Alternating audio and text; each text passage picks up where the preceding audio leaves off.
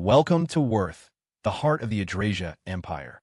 Inside the local adventurers guild, the receptionist is stunned as someone drags a massive trophy across the floor. It's the horn of a king minotaur, a AAA class monster that usually takes an entire army to kill, and this guy brought in solo.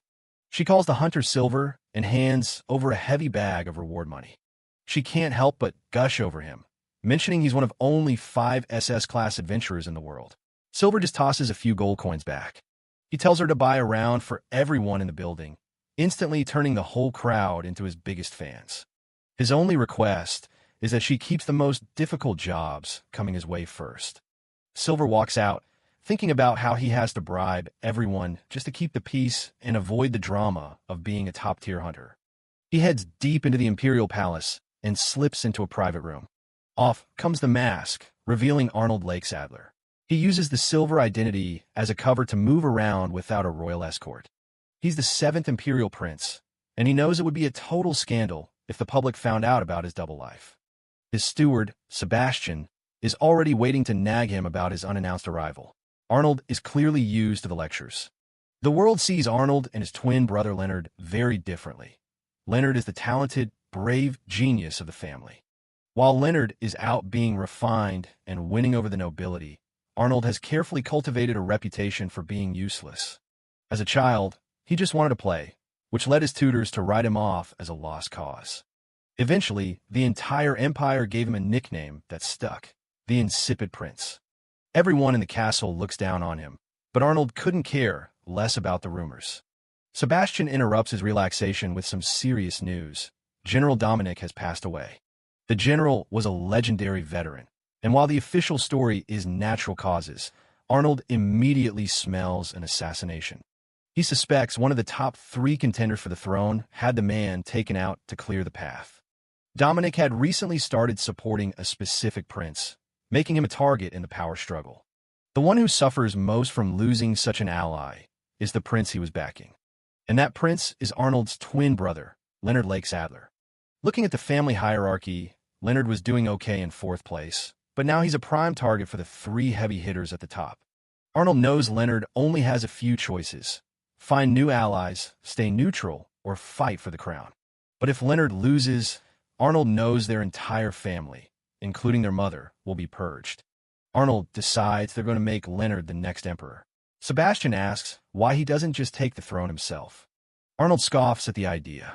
He'd much rather dump the responsibility on his brother and keep his own freedom.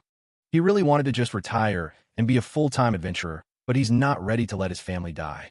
He decides he'll just run things from shadows. Silver is officially going back to work. Back in his royal persona, Arnold takes a walk through the palace corridors. He gets cornered by some officials who can't resist mocking his carefree lifestyle. They fake concern, telling him not to let Leonard outshine him in the race for the throne. As soon as his back is turned, they start laughing about the massive gap in talent between the 2 brothers. Arnold just keeps walking, fully aware that no one in the capital treats him like actual royalty. He prefers it this way. If they don't pay him any mind, they won't notice what he's really doing as Silver. He reaches a set of doors and announces his entry. Inside, Leonard is buried under a mountain of paperwork and looking completely stressed out. They get straight to the point about the general's death. Arnold asks his brother what his next move is. Leonard admits he doesn't want to fight his own family, but Arnold knows staying passive is a death sentence. He looks Leonard in the eye and tells him the truth. He's already been marked as a threat by the other candidates. Leonard apologizes for dragging him into the mess, but Arnold is already thinking several steps ahead. Back in the palace, Leonard sits at his desk, ready to listen to Arnold's plan. He looks focused, but definitely a bit overwhelmed by the weight of what's coming. Leonard knows there's no turning back now. He's officially entering the battle for the throne. Arnold watches him, thinking his brother is way too soft for the job, which is exactly why people naturally want to support him. He tells Leonard the first step is building a power base, because the more influence he has, the harder he is to target. The 3 top contenders already have massive armies and political backing, so Leonard is starting from way behind. Leonard thanks him, but Arnold just tells him not to get his hopes up too high. Secretly, Arnold just wants to marry someone pretty and live a life of luxury, but he knows being emperor would kill that dream. He pats his brother on the back, encouraging him to do whatever it takes to win that crown. He can tell the other princes look like monsters to the brilliant but gentle Leonard. Looking at the palace spires, Arnold figures as long as the frontrunners are busy fighting each other, Leonard has a fighting chance. Later, Arnold regroups with Sebastian, preparing to set the first stage of their master plan in motion. They need to find a way to make the Emperor finally recognize Leonard's true worth. Arnold slips back into his silver persona and heads out to meet with Duke Kleinert. But when he arrives at the estate, a blonde-haired guard immediately gives him the cold shoulder. Silver tries to show his official adventurer card, but the guard just tells him to shoo, like he's a stray cat. Behind the mask, Arnold is fuming, tempted to just burn the guy to a crisp right then and there. He remembers a conversation with Sebastian about whether he should just reveal his secret identity as Silver. Arnold's answer was a hard pass. He explains that ancient magic has been a taboo in the royal family ever since his great-grandfather went insane because of it. He's the only one left who can command that forbidden power, and he knows it would ruin Leonard's reputation if people knew his twin was a mad mage. Sebastian asks what the plan is then, and Arnold says he'll just keep playing the part of the useless prince. He asks Sebastian if there are any neutral dukes left who haven't picked a side in the succession war yet. Sebastian pours some tea and mentions the Kleinert family has managed to stay out of the conflict so far. Arnold knows the Kleinerts are a powerful bloodline, and most families would kill to have the future emperor in their debt. He wonders why they're staying so quiet, and suspects there's something bothering them behind the scenes. It turns out their lands are being overrun by high-level monsters that their local guilds can't handle. With a grin, Arnold decides he's going to solve that little problem for them. Sebastian warns that if Leonard is seen moving an SS-class adventurer, people will start getting suspicious. Arnold doesn't care.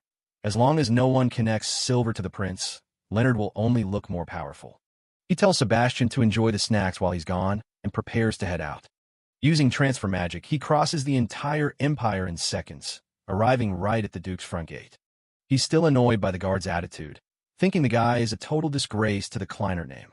The guard continues to bark at him to leave, completely oblivious that he's yelling at a legend. Silver thinks about how much a single request from him usually costs, and here he is being turned away for free. He looks up at the estate, feeling a bit bad for the Duke, but he knows he has to make things difficult to get what he wants. Suddenly, he spots a stunning girl looking out from one of the upper windows. He realizes she's not just a maid, but the Duke's daughter, Finn. He starts using transfer magic to slip away into the trees. Sebastian's warning echoes in his head. Don't get distracted by her beauty, even if she is the famous Blau Mao. The guard keeps yelling at him to leave, but Silver is focused on the plan. Even a beautiful girl won't distract him now. He finds a quiet spot in the woods to begin his next move. Arnold teleports back to the palace, materializing right behind Sebastian, who is still leisurely sipping his tea. When Sebastian notes his quick return, Arnold simply replies that he's already set things in motion, ready for the next phase of his scheme. Arnold sets the stage. He's heading for the Kleiner domain and needs everything ready. He knows the adventurer Silver already made a move, but this time, he's going as royalty. It's time for the Insipid Prince persona to take over. 5 days later, Arnold and Sebastian arrive at the estate on horseback. Duke Elmer von Kleinert greets them warmly, noting it's been years since they last met. Arnold keeps a straight face, remembering the Duke's reputation for being mild-mannered and trusted. There's no time for small talk, so the prince cuts right to the chase. He leans in, making it clear this isn't just a social call. The topic turns to the succession war and how Leonard has been dragged into the middle of it. Arnold drops the hook. If the Duke feels any gratitude, he needs to back his brother. Elmer is blindsided, having no idea what debt he's supposed to owe. Arnold doesn't miss a beat, accusing the Duke of trying to play dumb after Leonard supposedly moved on his behalf. The Duke starts sweating, insisting his family would never offend Prince Leonard.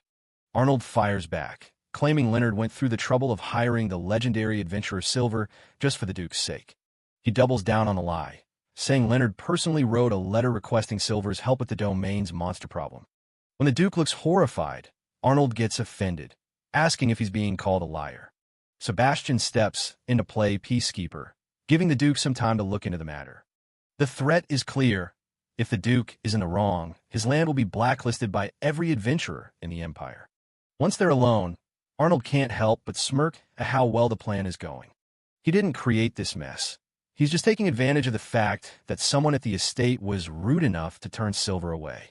Sebastian praises his master's tactical mind, though he notes that Leonard is far too kind for this kind of dirty work. Arnold laughs it off. He doesn't mind getting his hands dirty if it means securing his brother's reputation. Suddenly, shouting breaks out in the hall as the Duke discovers exactly who messed up. The prince settles back into his chair, waiting for the inevitable apology.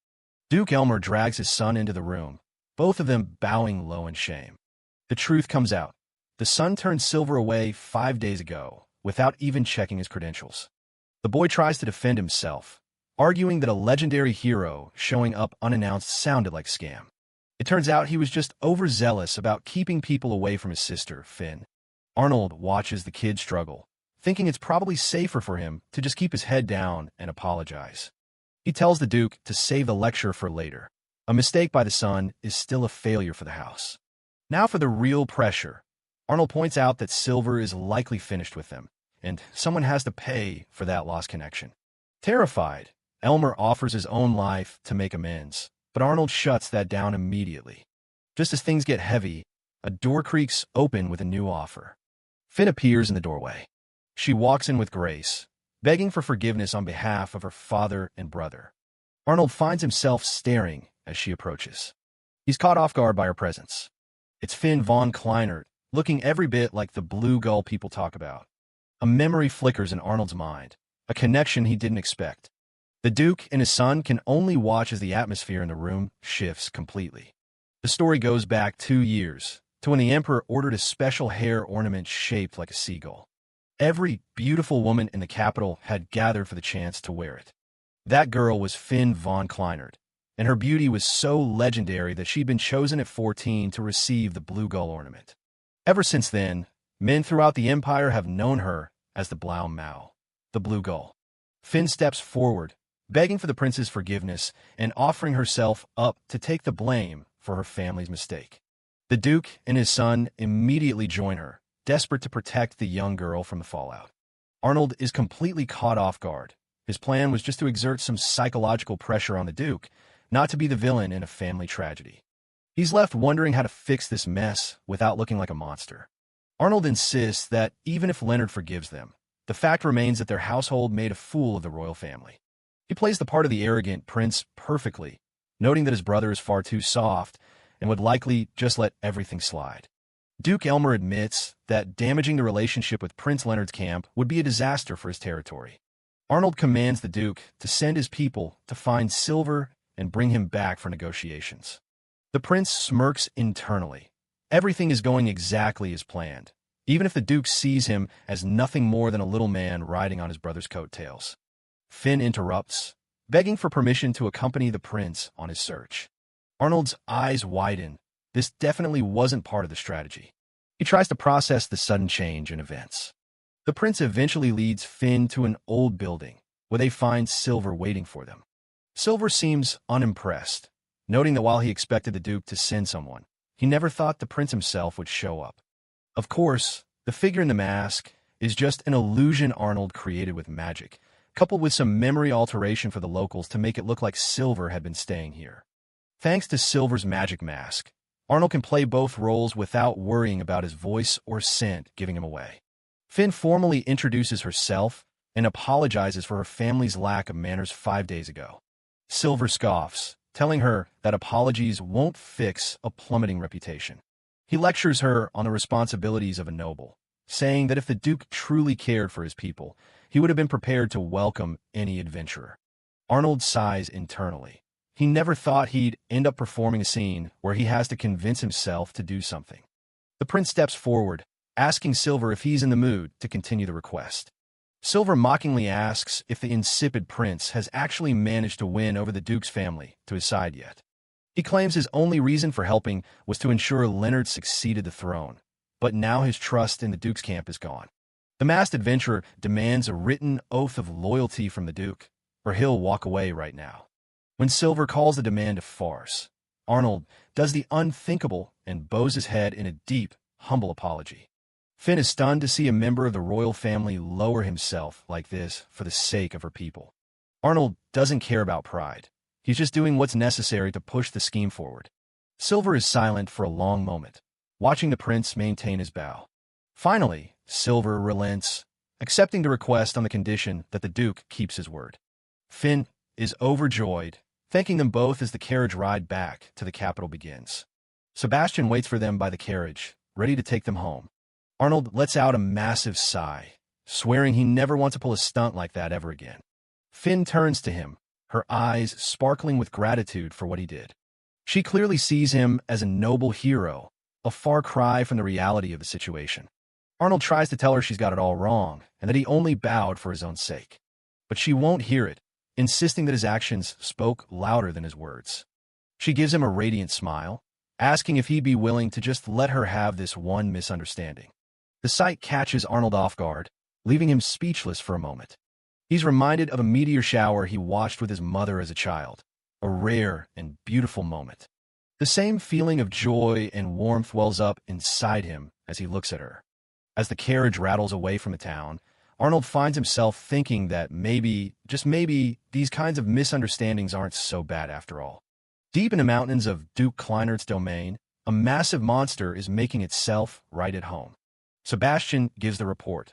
The Duke sent A-class adventurers to handle it, but they aren't making any progress.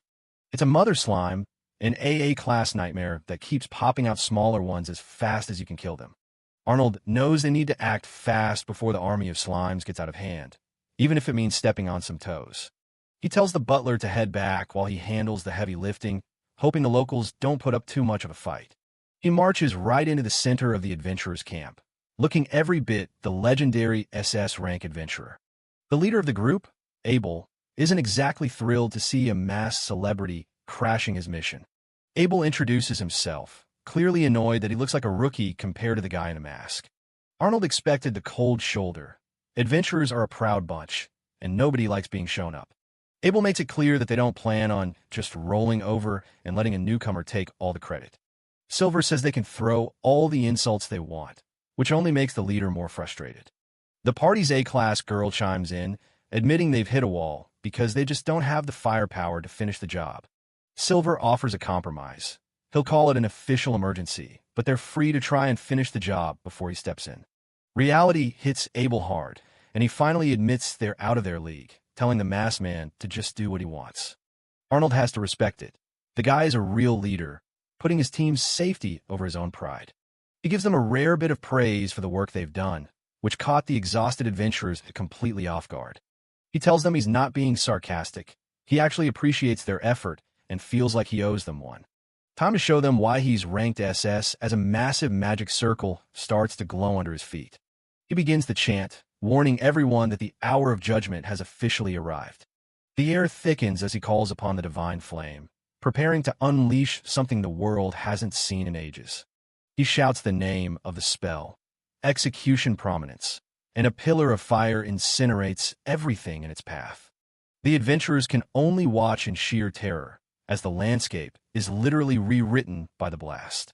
Silver stands tall amidst the heat, looking like a god of destruction in the middle of the inferno. When the smoke finally clears, there's nothing left but scorched earth and a very dead mother slime. The girl is speechless. She just saw a man vaporize a mountain like it was nothing. Abel tries to thank the hero of the day, but Silver just brushes it off and says he's got other places to be. Without another word, he disappears into a pillar of light, leaving the survivors to process what they just witnessed. Back at the Duke's estate, the mask finally comes off as Arnold lets out a long, exhausted sigh. He figures he played it perfectly. The Duke will be grateful to Prince Leonard, and their political position will be solid. He turns around to relax, only to find Finn standing right there, staring at the mask in his hand. She's frozen, dropping her tray as the realization hits her that the useless prince and the legendary Silver are the same person. Arnold curses his own carelessness. He's still in full costume, and there's no way he can talk his way out of this one. His mind starts racing through his options, but silencing the Emperor's favorite guest would just bring the whole palace down on him. She explained she only came by with some sweets because he didn't answer his door, and she got worried. She panics and starts swearing that she won't tell a soul, which kind of defeats the purpose of keeping a secret. He pins her against the wall, dropping the act to warn her that help isn't coming and he's more than capable of being dangerous. Instead of being scared, she just accepts it, telling him that if he has to hurt her, she understands. She smiles, telling him she trusts him because a kind person wouldn't go through all this trouble for his brother. Arnold is stunned. He didn't expect her to have that much faith in him after catching him like this. She even realizes he's been manipulating the situation for his own ends, but she still chooses to believe in his good intentions. Looking at her, he realizes that this is a level of trust he can't bring himself to betray. He gives her a final warning to keep her mouth shut, while she just beams at him, happy to be in on the secret. Finn is fascinated by Silver's mask, but Arnold is too busy panicking about his secret being out to care. She tries to cheer him up with some sweets, while he just face-plants onto the table, completely defeated by his own carelessness. Back at the Duke's office, Abel is turning in his report, making it clear that it was Silver who really saved the day. The leader is humble enough to admit his team couldn't have done it alone, asking that Silver gets the credit he deserves. Duke Elmer is impressed by the honesty and promises to keep the A-class team in mind for future contracts. Arnold joins the conversation as the prince, reminding everyone that everything Silver did was for the sake of his brother, Leonard. The Duke is fully on board now, shaking Arnold's hand and swearing to put his full weight behind Leonard's bid for the throne. Arnold feels a weight lift off his shoulders. They finally reach the starting line of the real battle. The Duke is worried they don't have enough manpower, but Arnold explains he's still looking for allies he can actually trust. To show how much he believes in them, the Duke decides to send his daughter, Finn, to help out in the capital. Elmer gets a little emotional, touched that his once quiet daughter is stepping up to help the Empire. Arnold realizes this is a double-edged sword. Finn is useful and connected, but she also knows way too much. He just nods along while the Duke begs him to make good use of her, probably already regretting this decision. Finn is all smiles as she waves goodbye to her family, officially joining Arnold's inner circle. Inside the carriage, she looks like she's on top of the world, ready to take on the capital. Arnold has to ground her, warning that this isn't a game and people are going to start dying for the crown soon. She doesn't flinch, telling him she knows exactly what she's getting into and still wants to help. He just stares at her, trying to figure out what's going on in her head. She jokes that it's better for her to stay close so he can keep an eye on her, which is the last thing he wants. He wonders if he's made a massive mistake letting a girl like this in on his biggest secret. They make it back and meet up with Leonard, who is shocked to hear his brother has connections with someone like Silver. Arnold lies through his teeth, saying Silver reached out first, and Leonard is just happy to have the help. He's carefully framing the narrative, so it looks like Silver is the one pulling the strings, not him. Finn brings in some tea, and Leonard is glad to see her again, completely unaware of the drama that went down earlier. Leonard's impressed by how quickly she's made herself at home, noting she has a real talent for getting people to open up. Leonard asks about the plan, and Arnold explains that Finn will be their primary negotiator in the capital. The bad news is that all the big-shot nobles have already picked their sides with the three main frontrunners. Arnold's attempt to talk serious politics is immediately derailed when Finn starts peppering him with questions about food. He eventually gives up and just lets her talk, realizing some battles just aren't worth fighting. He sets the scene for their next move, laying out exactly who they're going up against. There are three major players standing between Leonard and the throne: Eric, Gordon, and Xandra. Each one has a massive, loyal base of supporters, from civil officials to the entire Imperial military. Leonard can't help but think of their eldest brother, the one who should have been the next emperor. He was the perfect leader, but his sudden death on the battlefield left a power vacuum that everyone is now fighting to fill. Arnold tells him there's no use dwelling on the past, especially when their remaining siblings are sharks. He gives Leonard a rough slap on the back, telling him to man up because he's going to make sure he wins. Leonard's complaining about the pain while Finn giggles in the corner, just as a new face enters the room. Meet Marie Wilka, a stoic and talented commoner that Leonard scouted to be his personal aide. She's as cold and professional as they come, introducing herself to Finn without breaking her poker face. Arnold tries to give her a compliment, but it's like talking to a brick wall. He admits to himself that she's hard to read, and he has no idea how to actually talk to someone so expressionless. Marie hands over a stack of reports, and whatever is inside has Leonard looking like he's just seen a ghost. Leonard is reeling from the news and the reports. Their rivals are already making massive moves, buying up influence with sums of money they can't match. Arnold analyzes the situation with cold precision, knowing that if Gordon secures the Minister of Military Affairs, their fight for the throne is effectively over before it begins. Leonard feels the weight of the failure to recruit Baron Bormann, apologizing for the setback while his loyal aide, Marie Wilka, remains stoically by his side. But it's not all doom and gloom. Leonard reminds him they have a powerful ally in Finn, who is more than eager to prove her worth to their cause. The tension breaks for a moment as Arnold complains about his aching back from a long ride, proving that even a secret mastermind isn't immune to the physical toll of travel.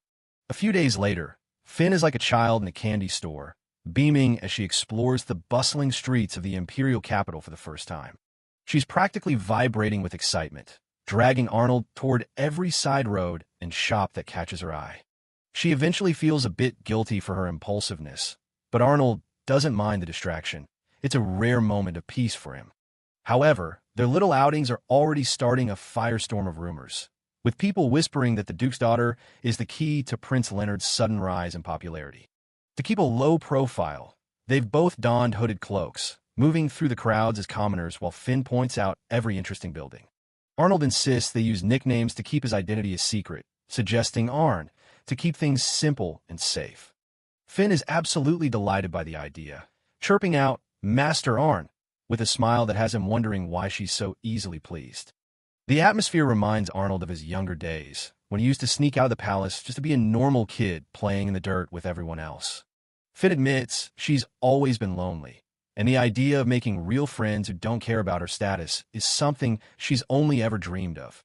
Their walk is cut short when a couple of kids playing nearby lose control of their water magic, sending a splash right toward them.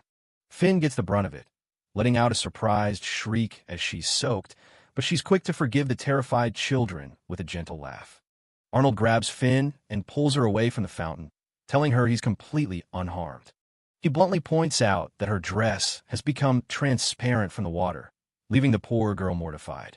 Not wanting her to stay like that, Arnold offers to take her to a clothing shop owned by a friend of his. They meet the shopkeeper, who starts teasing them about being on a date, while Arnold tries to keep things strictly professional.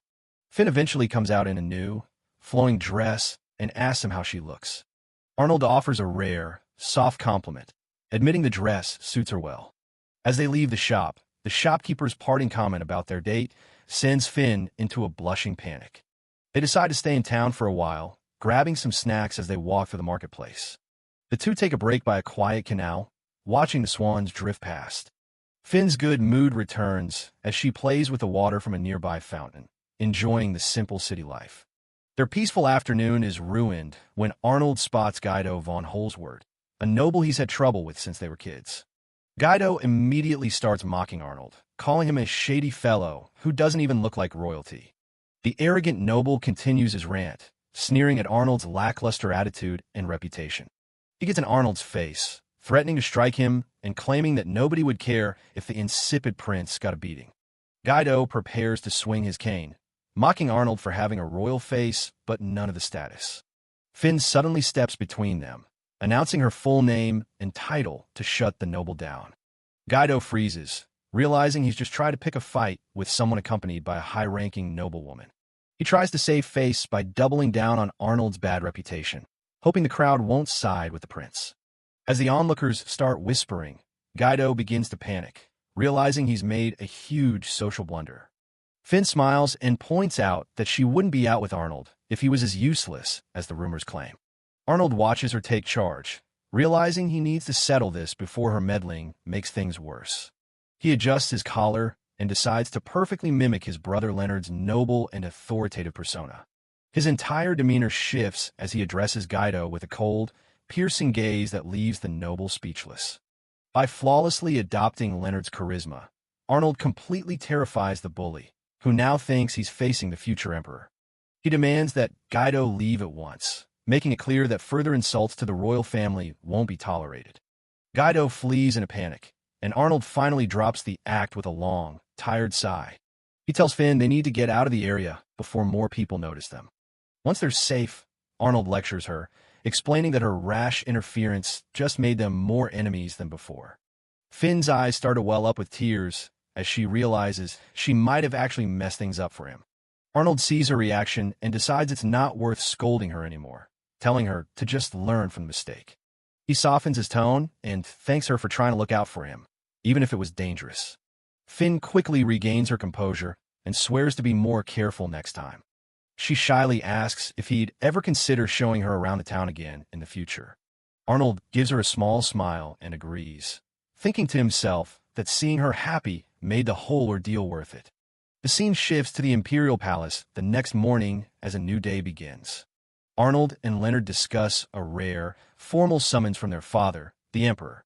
Arnold fumbles with his mantle as they approach the grand throne room, ignoring Leonard's reminders to look sharp. They step into the massive hall where the rest of the royal family has already assembled. Their primary rivals for the throne, Eric, Gordon, and Xandra, all watch them with various looks of disdain. Emperor Johannes stands before them all, acknowledging that every prince and princess is finally present. He announces that he's bringing back a certain competition that hasn't been held in decades. The Emperor officially declares the start of the Knights' Festival of the Hunt, signaling a massive escalation in the battle for succession. Arnold and Leonard watch carefully as their father, Emperor Johannes, continues his grand announcement. The Emperor declares that the winner of this hunt will receive a massive reward, effectively placing them first in line for the throne. Arnold processes the weight of this reward, realizing just how high the stakes for the succession have suddenly become. Prince Gordon, the Empire's most powerful warrior, slams his fist into his palm and demands a simple contest of raw strength. Emperor Johannes laughs off the suggestion, while young Prince Rupert watches the intense exchange between his older siblings. Princess Xandra sneers at Gordon, calling him a meathead and mocking the idea of a physical contest. Gordon and Xandra exchange sharp glares, each clearly ready to take the other down to claim the throne. Prince Eric adjusts his glasses and calmly apologizes for his siblings' lack of manners in the presence of the Emperor. Arnold observes Eric, noting that the intellectual genius is currently the closest to being named the next emperor. The Emperor silences the room, stating that a bit of healthy competition is exactly how he earned the throne himself. Johannes explains that while they haven't needed this festival recently, the sudden surge in monsters has changed things. Eric questions if the Adventurers Guild has actually given permission for the royals to interfere in their work. A messenger recalls the guild's desperate situation, where they were essentially forced to accept help to save the Empire's crops. The memory shows the guild administration relenting, realizing they couldn't possibly handle the monster swarms alone. Arnold realizes that using the elite Imperial Guard to hunt monsters is actually a clever way for his father to protect the people. The Emperor confirms he will divide the knights among the royals, challenging them to lead the charge. Gordon and Xandra listen intently as the Emperor prepares to reveal the final, most crucial details of the reward.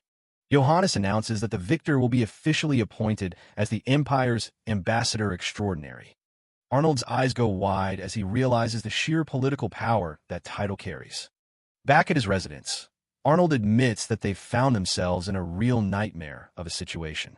Finn tries to stay positive, but Arnold just sighs, clearly exhausted by the turn of events. Arnold explains that if Leonard becomes the ambassador, they have a chance, but their rivals gaining the title would be a disaster. Finn panics as she learns the knights were only informed yesterday, meaning the whole thing was kept a total secret. Seabass looks over a map, confirming that pure luck will play a huge role in who encounters the rarest monsters first. Finn questions why the festival is being held in the east of all places. Arnold points out that despite the massive monster damage, no knights have been sent to that region yet. Seabass explains the general rules of the hunt, while Arnold realizes the Emperor himself will be the one judging the winner. Finn suddenly brightens up, proudly announcing that she's come up with a brilliant strategy. She suggests that the easiest way to win would be to just let Arnold use his true strength and win the whole thing. Arnold and Seabass exchange a long, flat look at the absurdity of the suggestion. Arnold facepalms, reminding her that he has to maintain his useless reputation to stay under the radar. He explains that a sudden victory would be suspicious and would only divide their support, making things harder for Leonard. Finn quickly apologizes, realizing that her brilliant plan was actually a terrible idea. Seabass chuckles, noting that in moments like this, her expressive nature really does resemble Prince Leonard's. Arnold looks out the window, realizing that any attempt to cheat would only bring more suffering to the people in the East. Finn is relieved to hear that Arnold would never do something so heartless, apologizing again for her suggestion. Seabass gently tells Finn that Arnold actually likes her just the way she is. The comment sends Finn into a complete, blushing meltdown as she tries to hide her face. Arnold immediately tries to backpedal, though he doesn't outright deny it, which only makes things more awkward. Leonard enters the room with his new aide, Marie, and asks if he's interrupting anything important. Leonard admits that Arnold would be much better suited for the title, even if he's the one who has to officially take it.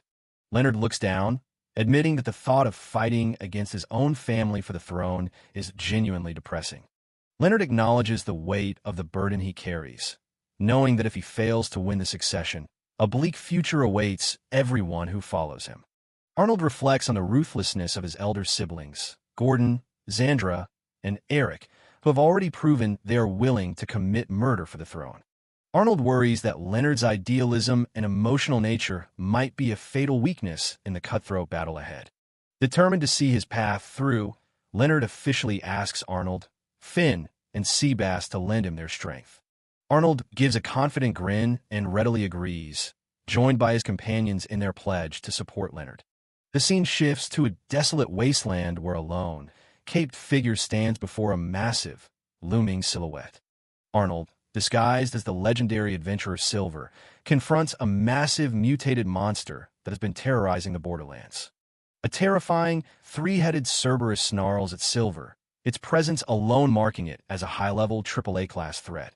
The beast lets out a devastating roar as it attacks, but Silver remains unfazed by the creature's immense power. With a simple gesture, Silver unleashes a series of magical bursts that completely overwhelm and destroy the monster. Silver stands over the smoking remains, realizing the rumors of sudden surge and dangerous monsters are indeed true. He turns his head as he hears the sound of approaching horses, realizing someone has come to investigate the battle. A knight on horseback calls out to him from the ridge, demanding to know if he was the one responsible for the recent explosion. The knight is taken aback as she gets a closer look at the mysterious masked man standing amidst the destruction. The woman begins to introduce herself, her silver armor and flowing platinum hair marking her as a high-ranking official. She declares her prestigious title as the leader of the Empire's elite guard units. The formidable knight reveals her name as Elna von Amsberg, the commanding officer of the Imperial Guard's 3rd Unit. Arnold, hidden behind his silver mask, watches as Elna von Amsberg arrives on horseback. She mentions she's there because she heard a Cerberus appeared. She looks at him and asks if he's the one who defeated it. Arnold immediately recognizes her as an Amsberg, a name that makes surrounding countries shake with fear. That name comes from a hero 500 years ago who killed a demon king and turned down every title and reward offered to him. To keep him around, the emperor created the rank of Supreme Archduke just for his family, making them higher than even the princes. The woman standing in front of him now is the current heir to that legendary house, Elna von Amsberg. Arnold remembers her as his childhood tormentor. She used to call him a weakling and a crybaby during their brutal training sessions. He's sweating under the mask, but then he realizes he's in his silver persona. He doesn't have to be scared of her right now. He decides to get some petty revenge and tells her that for an archduke's daughter, her eyesight is surprisingly bad. Arnold panics internally, wondering if he just messed everything up by being too aggressive. Elna is silent for a moment before asking if he's the SS-class adventurer, Silver. She flashes a terrifying, angry smile and remarks that having a little bit of power has clearly given him a huge ego. Arnold realizes getting involved with her only brings bad news. He knows he needs to find a way to trick her and get out of there. He tries to play it cool, saying he doesn't care about titles and that the commoners just call him the protector of the capital. Elna takes this as a direct challenge to her family's honor. Elna asks if he's just obsessed with a nickname or if he really doesn't care about the Amsbergs at all. Silver clenches his fist. He decides that since a friendly relationship is impossible, he's just going to stay on the offensive. He laughs at her, saying it's small-minded that her family can't stand anyone else being praised. Elna is absolutely fuming. He adds that he only beat the monster because he accepted a request from the guild and calls her the insolent one. One of Elna's subordinates suggests they pull back since the guild is involved. She tells Silver he'd better remember this moment. She insists that the knights are the ones who protect the Empire, not some random adventurer. Silver just shrugs and says he'll probably forget. Elna glares at him one last time before turning to leave. The group of knights rides away, leaving Arnold alone in the wasteland. Arnold feels refreshed. He finally got to talk down to the person who spent years bullying him. Then he realizes he just made an enemy of the most powerful knight in the Empire for no actual reason. A few days later back at the palace, Seabass is busy getting things ready. Arnold waits by the door. Today is the day a new commander from the Imperial Guard is supposed to start working for him.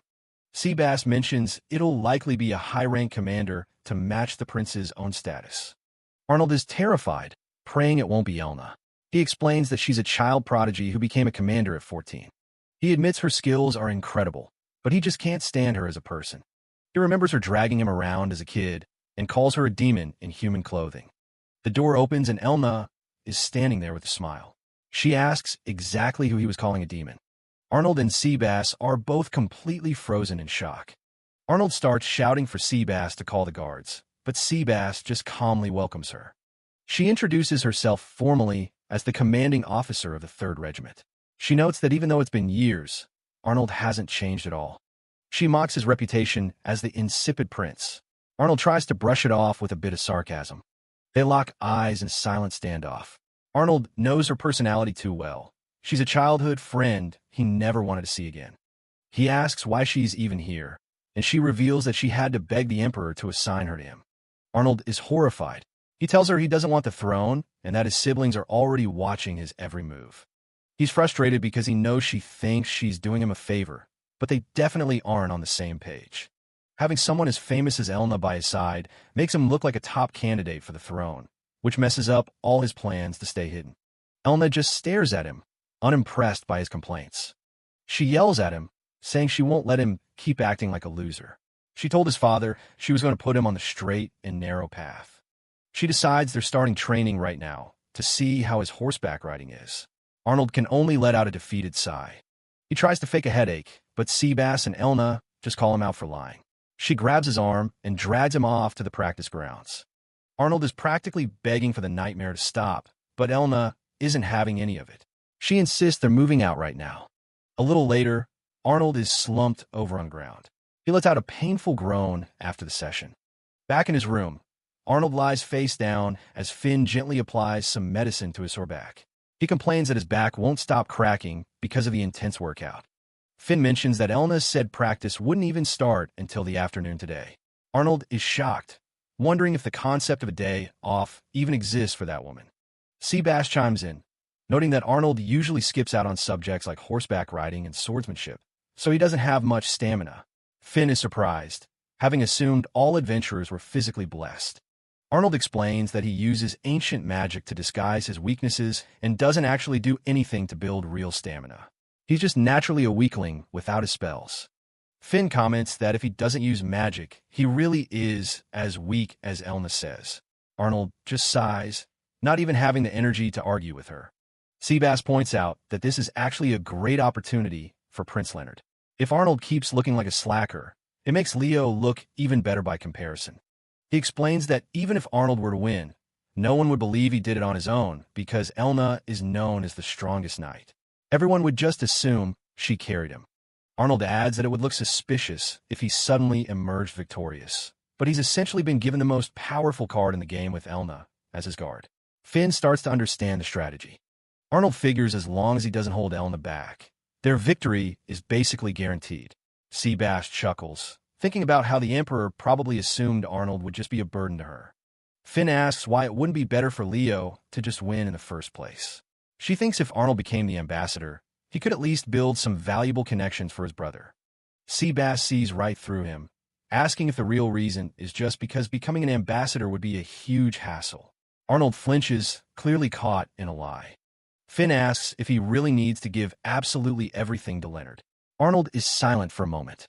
She says she understands he wants to hand everything over for Leo's sake, but Seabass cuts in, calling the prince a simple slacker. Finn is confused by the sudden shift. Arnold admits he just can't help himself and wants his brother to have it all, including the throne and the key positions. Finn notes there's really no hiding anything from her. Seabass warns him that his deception isn't exactly praiseworthy and that he's eventually going to make Elna angry. Arnold claims he isn't deceiving her, she just misunderstood the situation. A pair of boots clicks on the floor. Seabass comments that it's nice to have a longtime friend who treats you with such sincerity. Arnold just thinks of her as a constant headache. Elna stands there with a sweet smile, asking Arnold what exactly he finds so burdensome. He's instantly on edge. She explains she brought some topical medicine for someone who claimed they were too sore to move. Finn politely introduces herself, and Elna recognizes her as the Blaumau. Arnold watches Elna's friendly demeanor, noting that the smile she shows Finn is completely different from the ones he gets. He's convinced it's all just pure information manipulation. Elna senses his attitude and asks if he was just mocking her behind her back. Arnold tries to play it off, but she's already grabbing him to leave. Elna tells him that if he's fine enough to talk, it's time for practice. Arnold screams as he's manhandled, but Elna just tells him to move his body to feel better. Arnold is dragged down the hallway, leaving Finn and Seabass watching from the room. He's clearly miserable. Later that night, the city skyline is dark. Arnold is back in his room, complaining about being sore from head to toe. He stands before a brick wall and places his hand on it, activating a glowing magical circle. A hidden passage begins to open with a loud creak. Arnold steps into the secret room and heads down a set of stone stairs. The door closes behind him with a final click. Inside, he finds himself in a massive library. A voice calls out, saying his continuous research into magic is always impressive. Arnold smiles at the compliment. He addresses the figure as great-grandfather. An image of an old man is glowing from the pages of a large, ancient book on the desk. This is Gustav Lakes Adler, the emperor from 2 generations ago. He comments that Arnold must be something special to stay holed up in here without getting bored. Gustav is the one who taught Arnold everything he knows about ancient magic. He mentions that no matter how much time passes, the mysteries of sorcery never really get solved. Arnold reminds him that he's known as the rebellious emperor. Gustav just laughs it off, saying his only real mistake was letting a demon steal his body. Arnold points out that Gustav is the reason he has to keep his use of ancient magic a secret. It's a taboo in the royal family because everyone thinks it leads to insanity. Gustav counters that if he weren't locked away like this, Arnold never would have learned it. He notes that the special silver mask must be helping him out quite a bit. Gustav grumbles about the lack of gratitude from the younger generation. He tells Arnold to just spit it out and say what he came here to discuss. Arnold looks serious, saying his younger brother has been dragged into the fight for the throne. Gustav just notes that exceptional people always get pulled in eventually.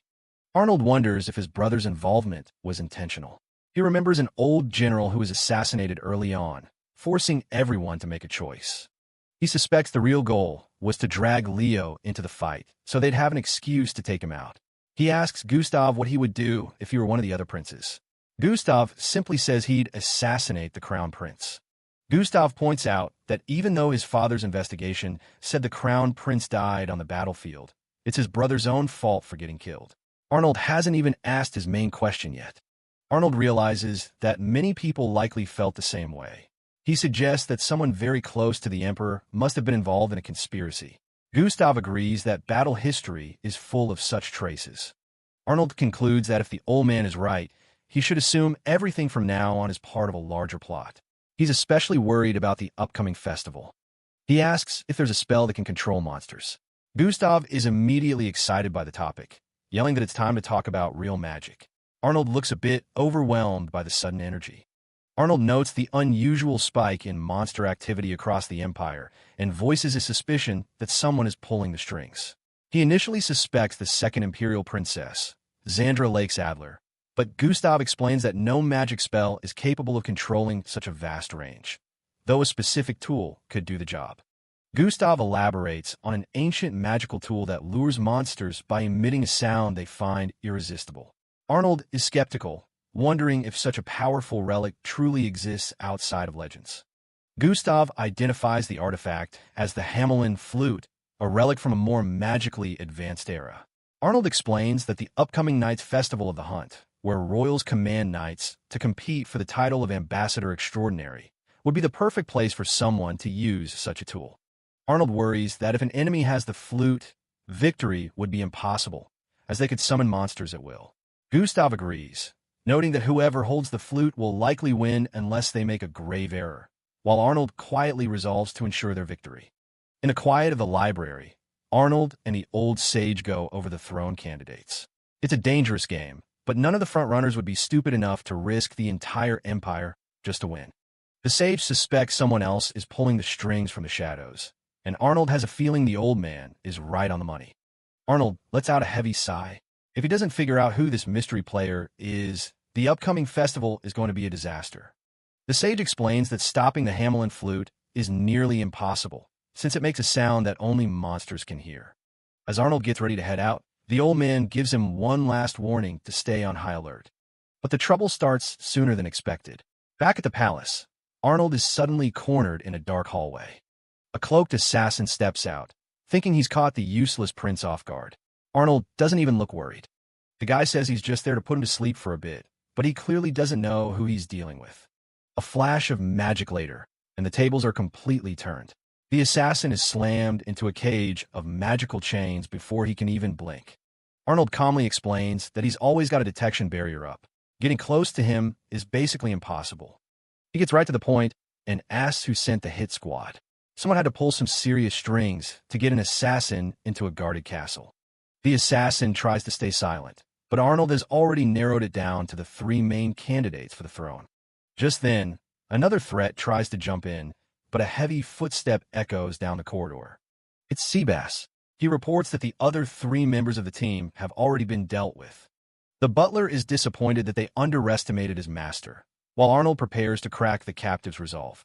Arnold casts a high-level fear spell, surrounding the assassin with terrifying ancient runes. The guy breaks instantly, screaming Princess Xandra's name in pure terror. Arnold realizes his sister is the one behind the hit. It's clear Xandra didn't hold back on the training for her agents, but there's still no match for Arnold's magic. Instead of killing him, Arnold decides to stash the assassin away. He could be a useful ace to play against Xandra later. A few days later, Arnold is traveling in a royal carriage, still trying to piece together the larger plot. Finn snaps him out of his thoughts, excited that they can finally see the city where the festival is being held. Arnold watches as they pull into the destination, ready to put his next plan into motion. The city of Kiel is bustling with energy as everyone prepares for the night's festival.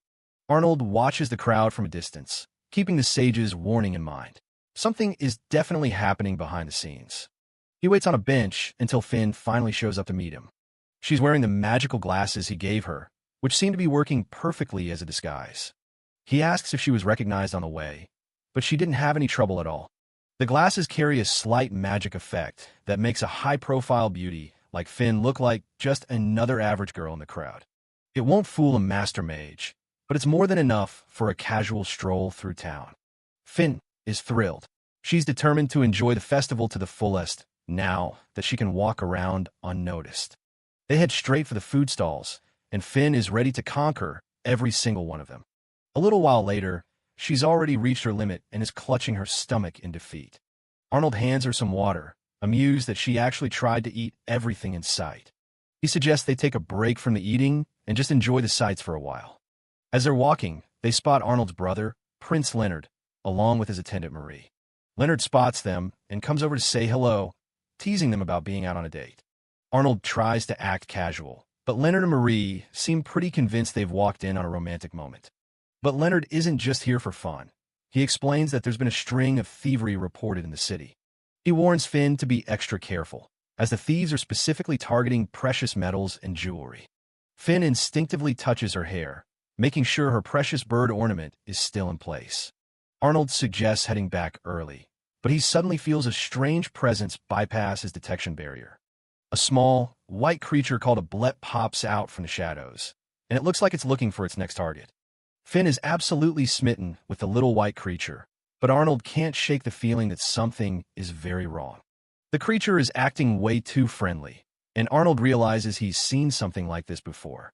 It's too suspicious to be just a wild animal. Arnold racks his brain, trying to remember what these things are called, while Finn continues to play with it. It hits him. It's a blet, a small animal from the western part of the continent. They aren't supposed to be anywhere near the city. Suddenly, the bullet starts burrowing into Finn's clothes, tickling her as it scurries around. Finn panics as the creature starts jumping around under her dress, while Arnold realizes there's another one lurking nearby. It's absolute chaos. Marie and Finn are both struggling with the pests, and Arnold is left wondering how to help without getting his hands dirty. The little thieves finally make their getaway, leaving Finn and Marie completely exhausted from struggle. Finn realizes her precious hair ornament is gone. Arnold knows this wasn't just a random act. Someone has trained these creatures to steal. Prince Leonard and Marie head off to start a formal search, while Arnold decides to take a more direct approach. Finn is on the verge of tears, blaming herself for causing more trouble for Arnold. Arnold gently reassures her. He tells her not to worry and promises they'll find it before she knows it. He explains that while the animals are clever, they're still just animals. He's already figured out the trick they're using. He's not going to search for the blood itself. He's looking for whoever is calling it. Training animals like this takes a very specific setup. He points out that the crowd is too thick for a thief to risk being nearby. There has to be a safer way they're guiding the creatures. Arnold knows there's a trick to it, and he's already one step ahead of the thieves. He shows Finn a phono stone, an item often used to lure monsters by emitting specific sounds. The thieves must be using them like a trail of breadcrumbs.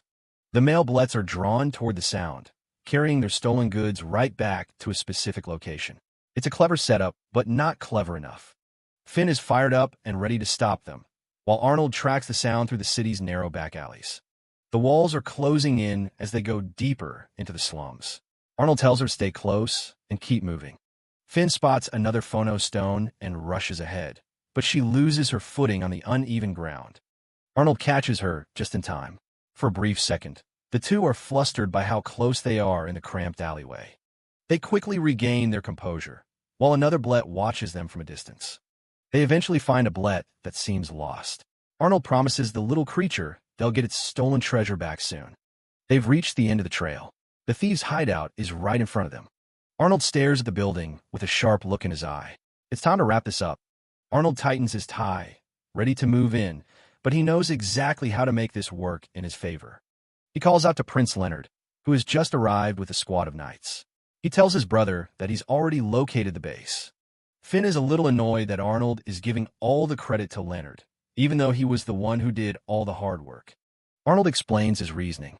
If the knights thought the info came from him, they wouldn't take it seriously. But if Leonard leads the charge, his reputation will soar. Finn watches as the knights prepare to breach the hideout. She's starting to realize just how deep Arnold's strategy goes. The knights storm in, caught in a flurry of movement as they corner the thieves. "Nobody move," echoes through the hideout. The lead thief is shocked they found his base so quickly. He demands to know how they tracked them down. But Arnold and Finn just watch from the sidelines as the knights finish the job. The little bloods are safely back in their cages. Amidst all the stolen goods, Finn spots her hair ornament sitting on the table. It's a huge relief. Leonard returns the ornament to Finn, but he strictly warns her that she can't just take back stolen items. There's a process for this. Finn takes off her magical glasses, revealing her true identity to the stunned knights. Arnold just smiles, knowing what's coming next. Leonard introduces her as the Blau Mao, and the knights are immediately falling over themselves to apologize. Only those close to him know her true worth. Arnold steps in with a stern warning. If news got out that a gift from the Emperor was stolen under their watch, they'd be in serious trouble. The knights quickly agree to keep the whole incident a secret, grateful to avoid a massive scandal. Leonard and Arnold have them right where they want them. Later, Finn thanks Arnold for everything. He brushes it off as luck, but she knows he was the one who really saved the day. She tells him that even if the rest of the world doesn't see his good deeds, she always will. Arnold is left speechless as she expresses her unwavering support. Arnold is touched by Finn's sincerity as she promises to always remember the kindness he's shown her. With a light-hearted chuckle, Arnold tells her he'll be counting on that, and Finn beams with happiness as they continue their walk. As they stroll through the lively festival, Finn vows to one day write a book about everything Arnold has done. Arnold, however, would much prefer he stays out of the history books. The city is buzzing as the festival finally kicks into high gear. Arnold and Leonard are just chilling on a roof, watching the main event get started. Down in the streets, the commoners are having a blast thanks to the Emperor's idea of handing out cash beforehand. Elna shows up looking absolutely wiped, but Arnold just gives her a casual greeting. She's been busy dealing with festival chaos like pickpockets and brawls while the princes have been relaxing. Leonard explains that he's been out visiting villages hit by monsters to try and lift their spirits. Arnold isn't exactly impressed. He's way more interested in his grilled lizard on a stick. He's perfectly fine with everyone thinking he's a slacker, since it makes his hidden work a lot easier to pull off. He even made Leonard promise to keep quiet about who actually handled the recent thief incident. Since Elna isn't in on the secret, Arnold just offers her a bite of his food as a reward for her hard work. Before things can get too relaxed, Emperor Johannes takes the stage to address the massive crowd. Arnold and Finn are waiting behind the scenes, realizing they have to wait a bit longer before making their entrance. Suddenly, his little sister Krista appears, looking completely terrified and clutching her rabbit plushie. Arnold can tell right away that something's wrong and asks her what's on her mind. She's shaken up because she just saw a vision of the city being surrounded by monsters. See, Krista was born with a very rare and powerful form of innate magic. She has the power of precognition, seeing flashes of a future that hasn't happened yet. Arnold's always told her to keep it between them, so the other royals wouldn't try to use her for their own gain. He asks if she saw anyone specific die, but she tells him it was just the city itself in danger. He comforts her and tells her she's a good girl for coming to him first. Just then, Finn walks in with some snacks, totally oblivious to the heavy conversation. Arnold uses the chance to introduce her to Krista, hoping Finn can keep the kid distracted. Krista is immediately starstruck because Finn is known as the most beautiful lady in the Empire. Arnold leaves the two of them together, glad that his sister is in safe hands while he gets ready. He tells Krista not to be upset, explaining that they have to do this because of their royal duty. On his way out, he runs into Princess Xandra, who's always ready with an insult. She mocks him for playing nanny, but Arnold just hits back at her foul mood. That's when Prince Gordon steps in, and he's clearly looking to start some trouble. He tells Arnold to hand over his knight Elna, since a useless prince doesn't need someone so talented. Arnold just plays it off, saying he's too scared of their father to go against his orders and change knights. Gordon is visibly annoyed by the lack of backbone and promises to beat Arnold into submission. Leonard shows up to help Krista, promising that he'll come to her rescue if anything happens. That's all the little princess needed to hear to finally cheer up and feel better. With the festival starting, the brothers discuss their routes, and Arnold decides to head south. Leonard wants to go where the monsters are thickest, so he can prove his worth as a prince. Arnold suggests a plan where they take out a high-tier monster to scare the smaller ones away. He tells Leonard to keep up the pace and win, or Elna is going to be absolutely furious with him. While everyone else is hungry for glory, Arnold is just happy he can stay out of the spotlight. Back at the ceremony, the Emperor calls for the knights to swear their allegiance to his children. The atmosphere gets heavy as the royal family prepares to lead their forces into the hunt. Johannes raises a fist and lets out a roar that echoes across the entire stadium. And with that, the Knights' Festival of the Hunt is officially underway. Arnold knows there's a plot brewing in the shadows, but he couldn't care less right now. Elna asks if he's ready, and he's more than prepared. He gives her a confident look, confirming that of course he is. Meanwhile, Leonard is already on the move, leading his unit out with high spirits. Arnold's plan is simple, just outsmart everyone else. Elna doesn't hold back either, charging into battle with a war cry as she plunges her blade into a monster. The fighting is fast and brutal, but it's over before it really began. Arnold sits atop his horse, casually noting that they've cleared out the area. Elna checks their progress on a magic tool, 30 bloodhounds down. They were already crushing the midday rankings. But there's a catch to this festival. Every royal child is fitted with a magic bracelet that monitors their position. The knights assigned to them were 1-2. If they stray more than a kilometer apart, the bracelet breaks and they're disqualified. Arnold notices the knights look half dead from exhaustion and suggests they head to a nearby city to rest. Elna's confused by the sudden change in pace, but Arnold reminds her that he's the one in charge of the unit's orders. She reluctantly agrees to follow his lead, and they start making their way toward town. Night falls, and they find a local tavern to unwind after a long day of hunting. Elna realizes that this was exactly what the Emperor wanted, The festival is bringing life and coin back to the local towns. But as the drinks flow, the mood shifts. Elna slams the table, demanding to know where Arnold really stands in all this. Arnold's more upset about his spilled wine than the political interrogation. He's definitely not acting like a typical royal. He makes a comment about how much of a refined lady she's grown into, which just earns him an insult about being a spoiled brat. Things get a bit awkward when Elna notices where his eyes are wandering, and she quickly reminds him they're up higher. She gets flustered, claiming she's just a late bloomer and will be amazing before he even realizes it. Arnold makes a jab about her chances being low, which almost gets him a fist to the face. Elna is ready for some after-dinner exercise. After the chaos dies down, Elna sighs, realizing that Arnold really hasn't changed a bit over the years. Arnold just shrugs it off. He's perfectly content being known as the useless, insipid prince while Leonard takes the spotlight. But for Elna, seeing him act this way is just plain frustrating. She knows he's capable of so much more. She tells him straight up, it's his silence and lack of ambition that give the other nobles an excuse to mock him. Arnold leans back, curious about what she's actually hoping to achieve by pushing him so hard. Elna looks out the window, her voice serious as she tells him she thinks he should be the one gunning for the throne, not Leonard. Arnold's expression shifts.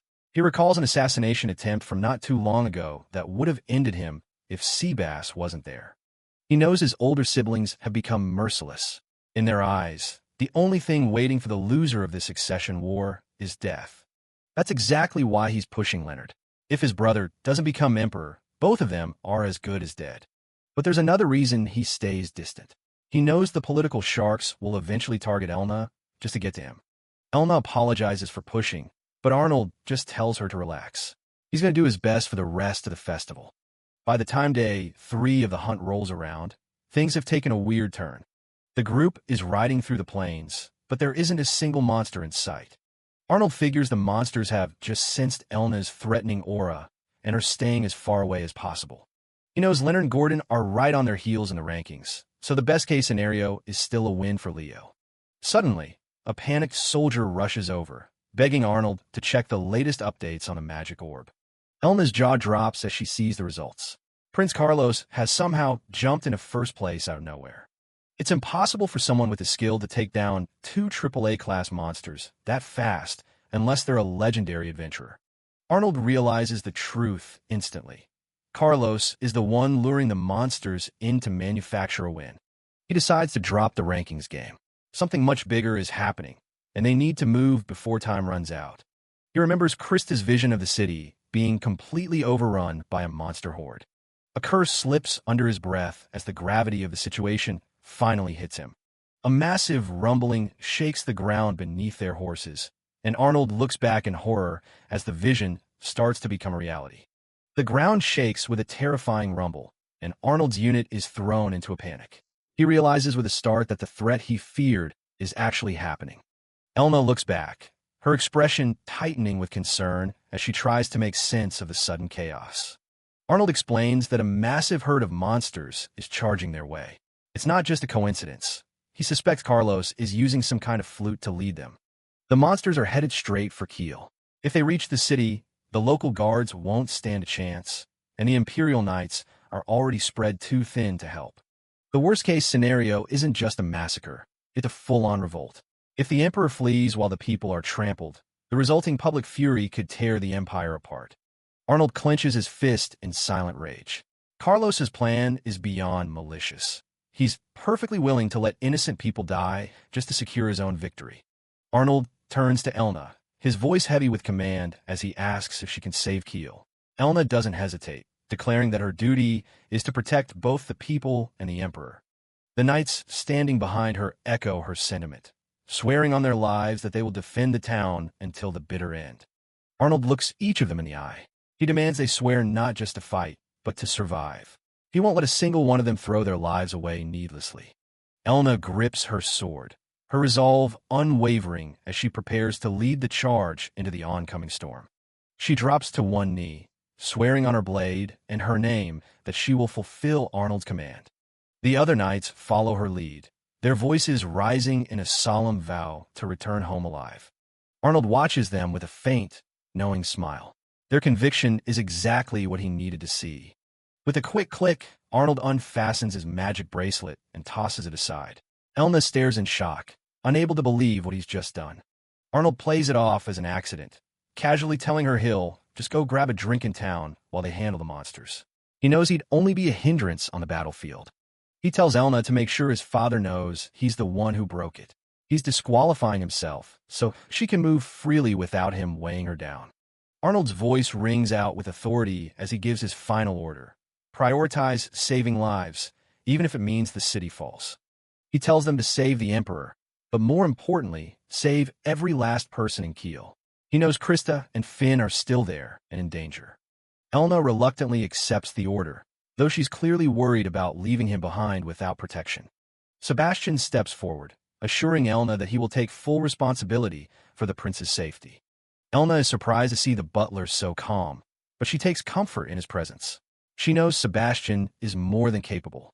Arnold watches them go, his expression unreadable as he places the burden of the city's survival on their shoulders. Elna takes a deep breath, steeling herself for the fight ahead. She knows there's no turning back now. With a final, defiant shout, she raises her sword and spurs her horse toward Kiel, ready to tear through anyone who stands in her way. Arnold watches his unit disappear into the distance, a cold smirk finally touching his lips. The mask is about to come off. He calls Sebastian over, his voice sharp and focused. It's time for them to make their move. Arnold dons his silver mask, his entire aura shifting from a lazy prince to a calculated warrior. It's time to start operating behind the scenes. Meanwhile, in Kiel, the nightmare has begun.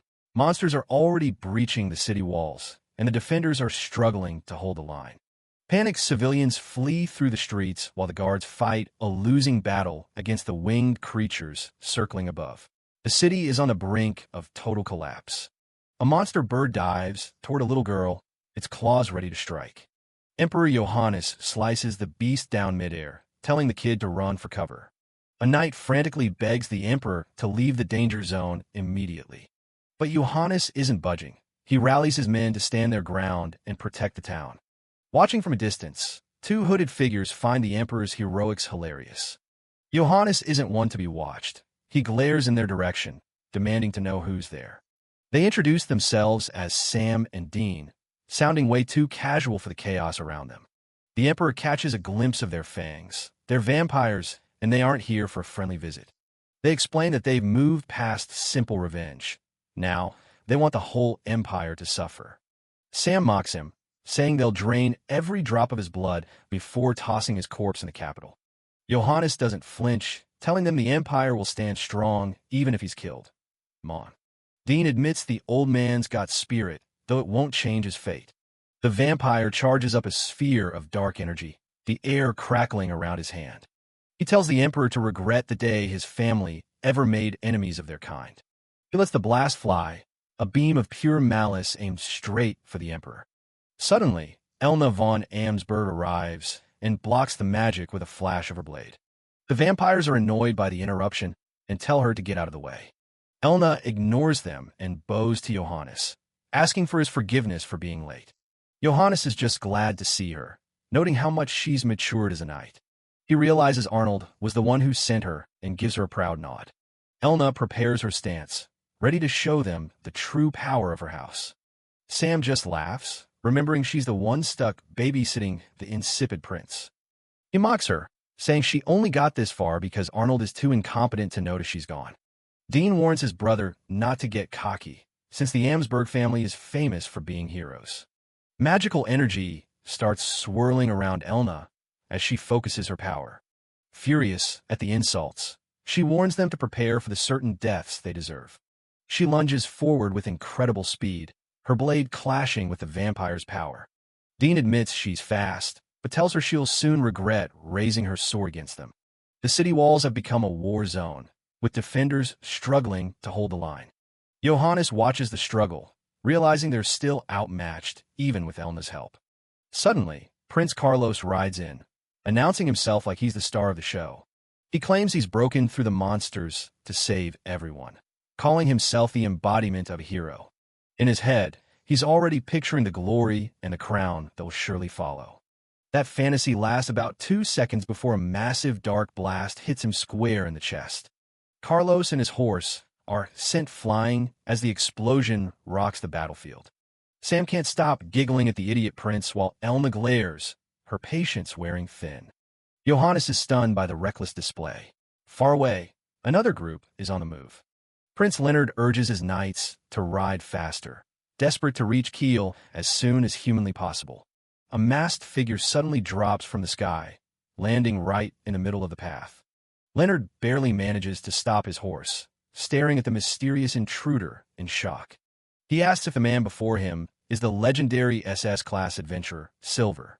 The masked man introduces himself with a polite bow to Prince Leonard. Leonard tries to be polite, but Silver doesn't have time for pleasantries. He's got business to attend to. The masked adventurer bluntly tells the prince that charging in a keel at this rate is basically a suicide mission. Leonard is taken aback, asking exactly why he'd say such a thing. Silver explains that against a literal horde of monsters, Leonard's small group is just a drop in the bucket. But Leonard is determined. Even if he can only save one life, he's going.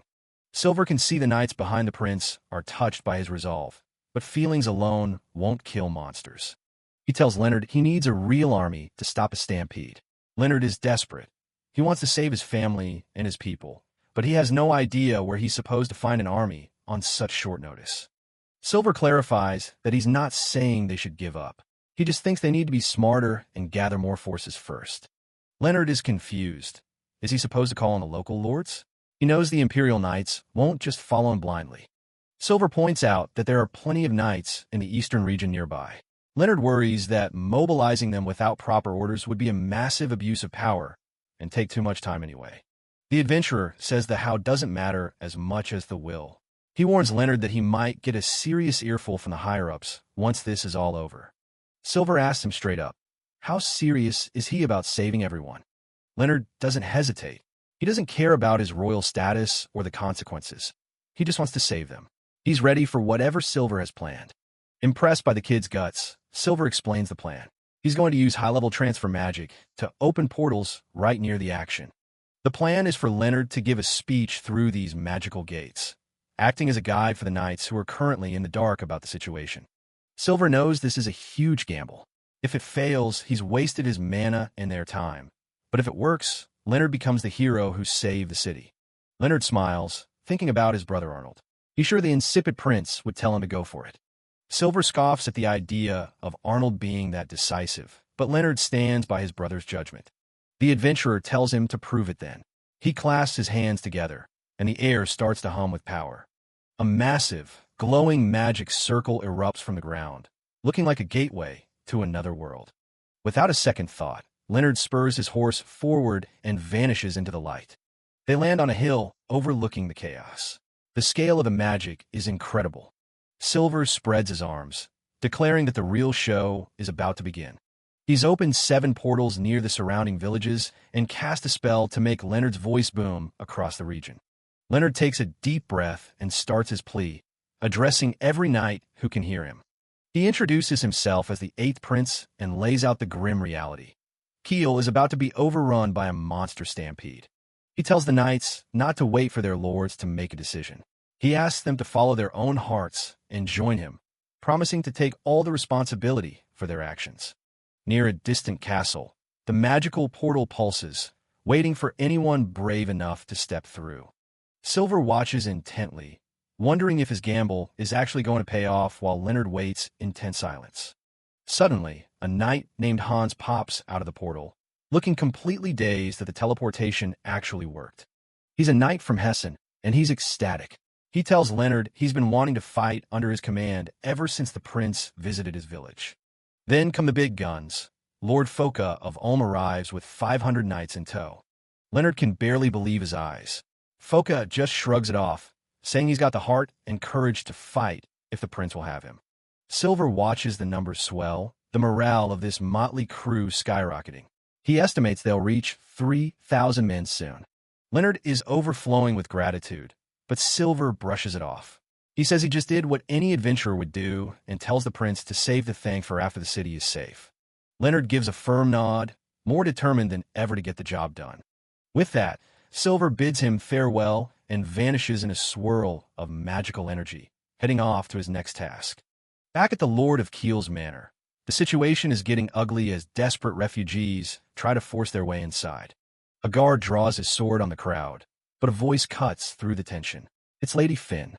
She steps forward with total authority, introducing herself and using her other title, Blaumau, to get their attention. The crowd is stunned. They recognize her as the woman the Emperor treats like his own daughter. A man named Guido tries to push through, but Finn isn't letting the chaos escalate. She takes charge immediately, ordering the guards to prioritize the weak and the sick. She even recruits the healthy men in the crowd to help guard the manor, turning a potential riot into an organized defense. Finn addresses the restless crowd at the gate.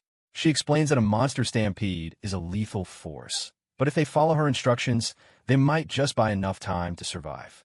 Lord Guido, the son of Duke Holsworth, is relieved to be let in, but Finn isn't going to let him off easy. She glares at him, saying he should be utterly ashamed of himself for running away. Guido is furious, his face contorting as he demands to know who she thinks she is to insult a noble of his stand-in. Finn doesn't flinch. She informs him that the current orders come directly from Princess Krista, who is left in charge of the residence while the Lord of Keel is away. She tells the fuming lord that he can complain to the Emperor later if he wants, but it's obvious who's really in the wrong here. Guido storms off, swearing he won't forget this slight. High above the city, the clock tower looms in the fading light. Inside, a little girl with silver hair and a rabbit plushie is frantically running up the stone steps. This is Princess Krista Lakes Adler, a small girl with silver-white waves and gray-blue eyes. She's clutching her rabbit plushie in a mess of tears and panic as she tells Finn that they absolutely have to get the flute. Krista is nearly hysterical, explaining that the flute is attracting a massive wave of monsters to the city. She desperately remembers being told to stay safe and take care of others, and she can't let them down. Seeing the child's distress, Finn pulls her into a comforting hug. She promises to retrieve the flute and asks Krista exactly where it is. Krista is terrified that Finn might die if she goes, but the older girl just gives her a reassuring smile. She says she's lucky and is certain that Prince Arnold will come to save her if things go wrong. Finn gently asks for the location one more time so she can put an end to this nightmare. Krista says she saw it fall from the clock tower. With a determined look, Finn heads off to find it, leaving the panting princess behind. Finn is exhausted as she nears the top, her heart racing. She thinks back to a conversation she overheard where Arnold spoke about the impending monster threat. She knows she isn't a warrior like Lady Elna, but she's determined to contribute however she can. She reaches the door leading out to the tower's summit. On the narrow stone ledge, Elna von Amsberg is locked in a high-stakes duel with a menacing vampire noble. They clash as the city sits vulnerable far below. This is Reiner, an arrogant vampire with silver-white hair and glowing yellow eyes. He's annoyed that Elna won't just stay out of his way so he can finish his dark work. The vampire prepares to use the magic flute to draw even more monsters into the city. Elna lunges forward, shouting that she won't let him succeed. Reiner is caught off guard by her fierce speed, cursing as he tries to maintain his footing on the precarious ledge. His expression turns even more sinister as he mentions a pact with a co-conspirator. His plan is to destroy the flute once it's served its purpose. Just as he moves to act, Finn's hand darts out from a window and snatches the flute away. She sighs with relief, having successfully retrieved the dangerous artifact. Reiner is livid, screaming at her to return his property. Behind her, Elna notices the wall is about to give way and screams for Finn to get out of there. The side of the tower explodes outward in a cloud of debris. Finn is knocked off her feet and begins a terrifying fall through the open air. Even as the ground rushes up to meet her, Finn holds onto the flute with everything she's got. She looks surprisingly calm, as if she's made peace with the situation. Reiner isn't about to let her go that easily. He gathers a mass of dark magical energy in his hand, intending to strike her down mid-fall. Finn closes her eyes and thinks of Arnold, feeling a sense of fulfillment that she could finally do something to help him. A blinding flash of light erupts as a powerful magic circle appears, intercepting Reiner's lethal blast with ease. Finn is stunned to find herself safely caught, looking up in wonder as her fall is broken. Reiner is absolutely baffled that his magic was blocked so easily. He glares at the intruder, demanding to know their identity. A man in a dark cloak and a silver mask stands tall, holding the falling Finn protectively.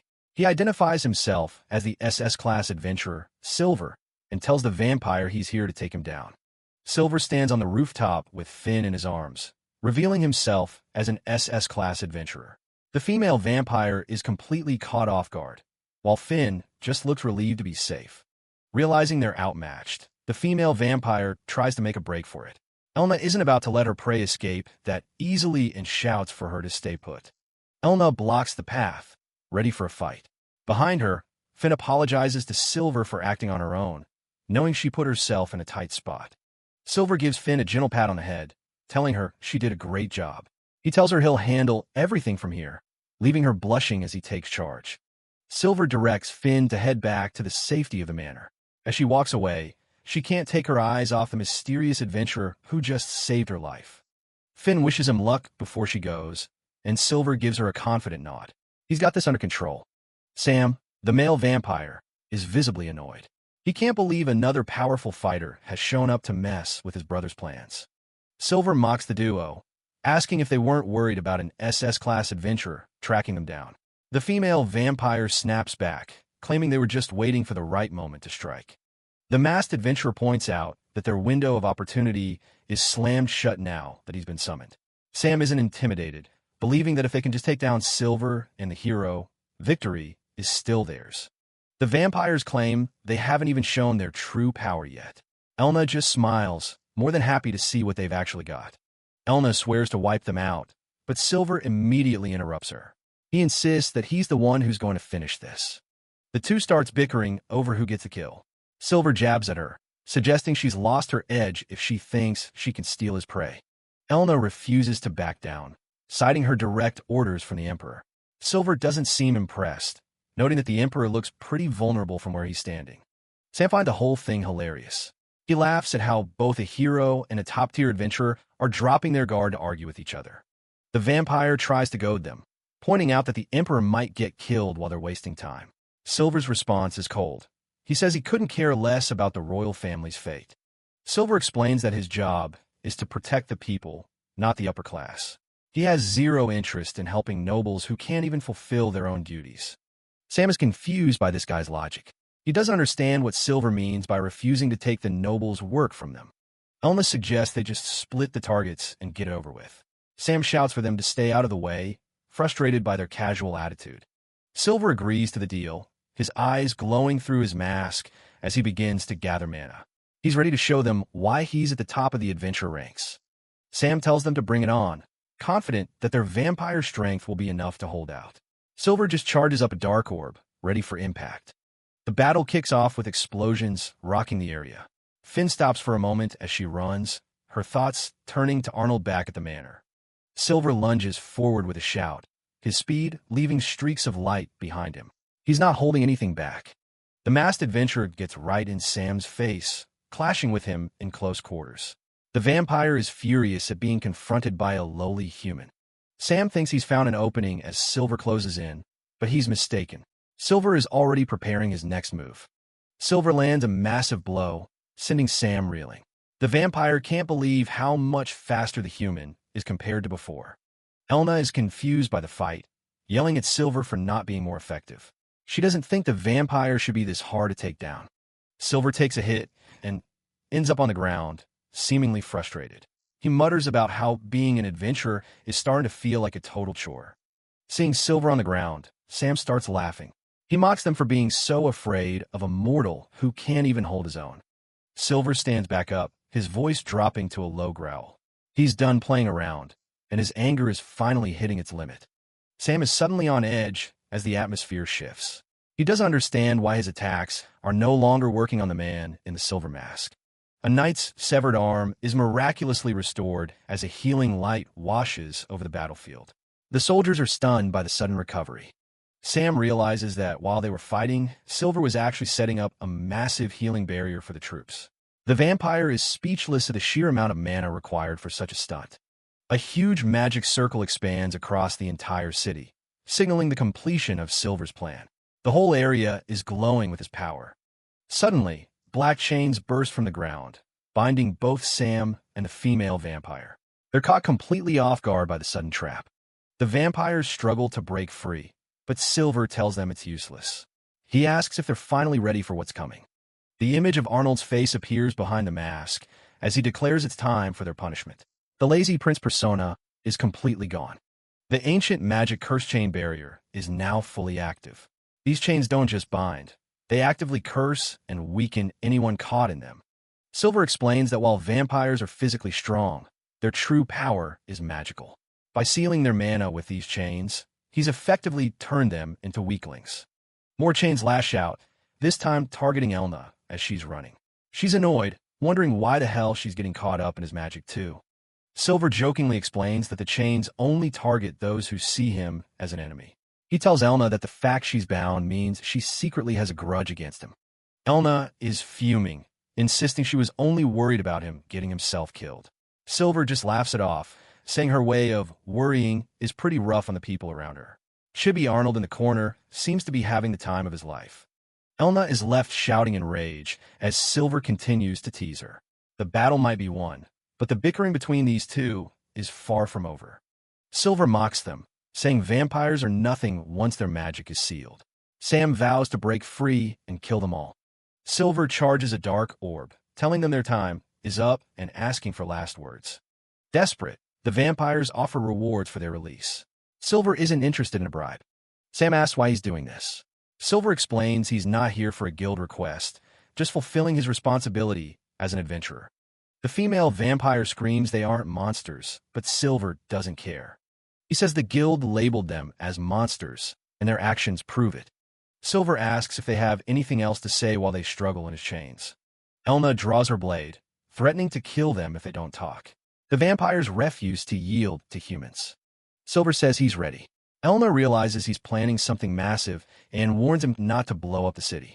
Elna declares she's a von Amsberg, and her duty is to wipe out the Empire's enemies.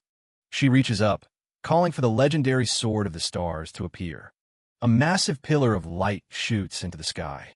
Narrative explains this blade defeated the Demon King 5 centuries ago. The blinding light catches the vampires off guard as Elna prepares her strike. It's a sword made from a meteor that can cut through existence. Silver is impressed by the power. Elna claims the prey as hers. Silver sighs and lets her have that one, though they're still bickering. Silver starts his own move, calling himself the Usurper and drawing power from the underworld. He unleashes infinity darkness, a void that starts swallowing the area. Silver tells the monsters he's sending them to oblivion and warns everyone to run.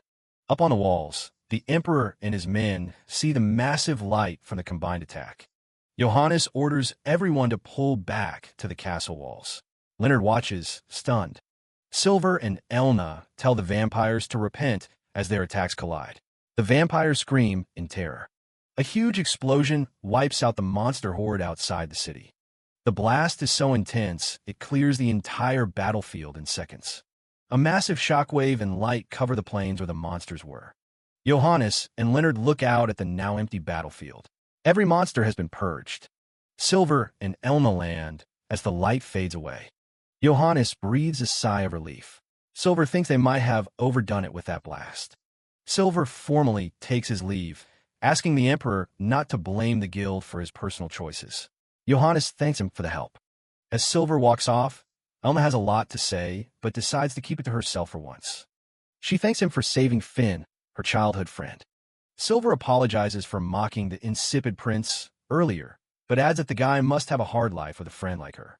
Elna is left shouting in rage as Silver disappears into thin air. At a local inn, the stable hand notices a royal-looking horse. People inside wonder if a member of the royal family is actually staying there. Arnold is back in his room, unmasked and exhausted. Sebastian has tea ready and praises his work. Arnold admits he used way too much mana. Sebastian tells him to rest while he handles the rest. Arnold's eyes are closing. He's totally beat and ready for sleep. Sebastian watches him sleep, noting he was magnificent. 3 days later, a carriage rattles through the streets of Kiel. Arnold is half awake in the carriage. Sebastian says they'll be mocked for being late, but Arnold doesn't mind. They arrive at the manor, and Princess Krista runs out to greet her big brother. Krista hugs Arnold tight, admitting she was terrified while he was away. He's just relieved she's okay. Arnold greets the rest of the household, glad to see everyone survive the crisis. He praises Master Silver for helping out, calling him a good guy, even if nobody knows who he really is. One of the girls isn't convinced, asking what could possibly make that masked man seem like a decent person. Arnold points out that Silver saved the Empire, and getting Princess Krista to agree with him only makes the others more annoyed. A quiet smile from one of the attendants shows she's just happy to have the prince back home. The mood turns cold when Eric appears, demanding to know why Arnold is so late returning. Arnold offers a sarcastic apology, but Eric knows his brother doesn't feel a shred of remorse. Eric scolds him for his attitude, but Arnold maintains his carefree mask, insisting he isn't trying to cause any drama. Eric commends him for sending Elna ahead, but warns him to stay in line. Arnold notes that Eric is already talking like he's the emperor. Eric doubles down, declaring that neither Gordon, Xandra, nor anyone else can stop him from taking the throne. He gives Arnold a final warning not to get cocky, and Arnold casually promises to keep that in mind. Krista is still shaken up by the vision she had earlier. Arnold pats her on the head, telling her she's safe now and nothing bad is going to happen to her. Once Krista and the fluffy Blet head off, Arnold pulls Leonard aside. He's got something important to discuss before they meet with their father. Inside the palace, Emperor Johannes gathers the family for a heavy update. Apparently, Prince Carlos has finally woken up and started talking. It turns out Carlos was working with those vampires all along. He used a magic flute to lure monsters just to look like a hero during the festival. Hearing the news, Prince Eric slams his fist down in a rage. He can't believe how incredibly stupid their brother was to pull a stunt like that. To Eric, it's unforgivable. Carlos didn't just mess with the festival. He put the entire empire in danger just for his own ego. Princess Xandra and Gordon drop to their knees, begging the emperor for mercy. Even if he's a fool, he's still their little brother. Then there's Leonard. Johannes acknowledges his success in the festival and asks for his honest take on the situation. Leonard doesn't hold back, shouting that such an atrocity can't be forgiven. He actually suggests that Carlos should be beheaded for his crimes. The entire room goes silent with shock. Nobody expected the soft-spoken prince to drop a death sentence on his own blood. Even Johannes looks a bit taken aback, asking Leonard if he really remembers that he's talking about his own brother. Leonard doubles down, arguing that Carlos is a traitor before he's a brother. If they spare him, it'll send a terrible message to the people and the soldiers who bled. He insists they need to take his head to reassure the lands that justice is fair for everyone. Behind him, Arnold is hiding a little smirk. This was all part of Arnold's plan. He whispered to Leonard earlier that by taking a hardline stance, he actually gives the emperor a chance to be merciful without looking weak. Johannes shoots a suspicious look at Arnold, wondering if he's the one who coached his brother. Arnold just plays it cool, pretending he has no idea what he's talking about. In the end, the emperor decides to respect the other's wishes and spare Carlos's life. Leonard looks genuinely surprised it worked. With that settled, Johannes officially declares Leonard the winner of the festival. Leonard bows deeply as he accepts the honor. Since the other princes were disqualified, Leonard's popularity in the East and his leadership during the crisis made him the obvious choice. Johannes tells Gordon to suck it up and accept the result. Gordon isn't happy about it, but you don't exactly argue with the emperor. Suddenly, Elna von Amsberg steps forward with a request of her own. She wants the emperor to reverse Arnold's disqualification from the hunt. She argues that Arnold breaking his bracelet was a heroic sacrifice to save the city, and it shouldn't be held against him. Johannes turns to Arnold to confirm, and he admits he did on purpose. But the emperor says rules are rules, the disqualification stays. Arnold is secretly relieved, since he'd much rather keep his reputation as the useless prince than actually win something. But Johannes has a different idea. He says since Arnold's mistake saved the day, he's going to reward him for it. Arnold gets a very bad feeling about this. The emperor announces he's appointing Arnold as the official aide to the new ambassador, Leonard. Arnold's jaw practically hits the floor. He tries to stutter out an excuse about having zero talent, but Johannes just tells him he can leave all the actual work to Leonard. Arnold is panicking inside. He thought he was being clever, but he never imagined he'd end up tied to Leonard's official duties. As they're dismissed, Eric and Xandra look on with smug expressions. They're clearly enjoying seeing Arnold get dragged into the political spotlight. Elna thinks it's great that Arnold finally has a job, but he's so depressed he tells her he doesn't even want her near him right now. He realizes his sarcastic attitude probably backfired and annoyed his father into giving him this promotion. Elma just watches him mope, totally confused. Later, Arnold visits Finn for some tea to clear his head. He takes a sip and notices it's a lot more bitter and aromatic than the usual stuff. Finn explains that she learned a unique steeping method from her mother using special leaves she got from someone at the manor. She can tell Arnold is completely drained, so she made this tea specifically to help him recover. Arnold tries to play it off like he's fine. She insists he drink the whole thing. Arnold thanks her for the help, but Finn says she's the one who owes him everything. She's still incredibly grateful to him for saving her life during the monster attack, even if she feels bad about causing him trouble. Arnold tells her to stop it. If she hadn't been there to get the flute, things would have been way worse for the whole city.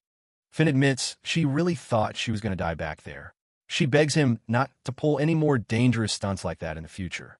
She gives him a warm smile, admitting she's just happy it was him who showed up to save her. Arnold actually looks a little embarrassed. He tries to choke down the rest of the tea, but the bitterness is really kicking his butt. Finn playfully tells him he needs at least 2 more cups. As she watches him drink, Finn thinks about how Arnold hasn't changed a bit since the very first day they met. She remembers being a nervous little girl, terrified of meeting the Emperor. It was Arnold who stepped in and cheered her up back then. Ever since that day, she's always looked up to him, no matter what kind of mask he tries to wear. Finn watches Arnold sleep, thinking about how he's still the same kind person she met all those years ago. She admits that back then his kindness made her want to become someone who could support him. She leans in close, wondering if he even remembers the promise she made to herself. Even if she ends up being a burden, she still wants to be by his side. She keeps staring at his sleeping face, her heart racing as she gets closer and closer. She knows she might be bothering him, but she can't help it. Arnold's out cold, snoring softly while Finn prepares a blanket. She's got a mischievous little smile as she covers him up, happy to take care of him for once. She whispers to him that he probably won't remember this, but she doesn't care. Seeing him this peaceful is enough for her. She's so close now that she can feel his breath, her face turning bright red. It's a quiet, intimate moment that she never wants to end. Suddenly, her brain catches up to what she's doing, and she freezes. The reality of the situation hits her like a ton of bricks. Finn panics, her face practically glowing from the embarrassment. She can't believe she almost did something so bold while he was sleeping. She starts chugging water like her life depends on it, trying to cool down her burning cheeks. She's a total mess, and Arnold's still just dreaming away. She slumps back in her seat, letting out a long sigh as she tries to compose herself. One glance at him is enough to make her heart skip another beat. While the romance is heating up elsewhere, Princess Xandra is enjoying a quiet drink in her room. She's interrupted by a report that the time has finally come to move. She gets news that the madam has made contact and everything is falling into place. Xandra's eyes sharpen as she hears the details. She doesn't care about getting support from other countries. Her only goal is total control over the imperial capital. Influence is the only currency she respects. She laughs, knowing she's finally secured the support she needs to become a minister. It's taken years, but she's ready to snatch the power Eric has been hoarding. She asks about the assassins she sent after Arnold, only to find out they've all been wiped out. Her expression turns dark as she realizes someone's protecting him. It turns out Arnold's steward, Sebastian, is actually the Grim Reaper, a legendary assassin everyone thought was long gone. Xandra realizes she's been underestimating the old man. She's baffled that such a powerhouse would waste his time serving a useless prince, but she's certain she'll eventually take everything for herself. Xandra stands tall, declaring that she will be the one to ascend the throne. To her, everyone else is just an obstacle to be cleared away. She's going to make everything go her way, and she doesn't care whose heads have to roll to make it happen. Her ambition is as cold as it is terrifying. A flush creeps across her face as she thinks about her upcoming victory. She simply cannot wait to stand above all her detestable rivals. Later, Arnold and Leonard head deeper into the palace to visit their mother. They come to give her a proper greeting and catch up. Their mother, Mitsuba, welcomes them with a warm smile. She's just finished baking some sweets and insists they help themselves. She teases Arnold about how long it's been since his last visit. She wonders if he's been having too much fun or if he's finally found a lover. Mitsuba was once a legendary dancer from the Far East, and it said the Emperor fell for her beauty instantly. You can tell where the twins got their good looks. Arnold gives a bland response, which just makes his mother sigh. She'd much rather hear an interesting story about what he's been up to. Leonard takes over, reporting that he's been appointed as ambassador and Arnold will be his aide. They're likely going to be leaving the kingdom soon. Arnold's busy eating, but he's still thinking about the internal palace politics. He knows his mother is right in the crosshairs of the battle for influence.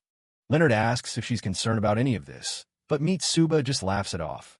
She tells them they're 18 now, and she won't tell them what to do. She has total faith in the Emperor's decision, believing both her sons are more than capable of handling the task. Her confidence is unwavering. Leonard promises to do his best, but Arnold just says he'll do things as he pleases. He gets a knock on the head from his brother for being so casual. Mitsuba mentions that Elna came by to apologize for what happened to Arnold. She asks him what he thinks she meant by that. Arnold grumbles that Elna's meddling is exactly why he got stuck with this nightmare of a job.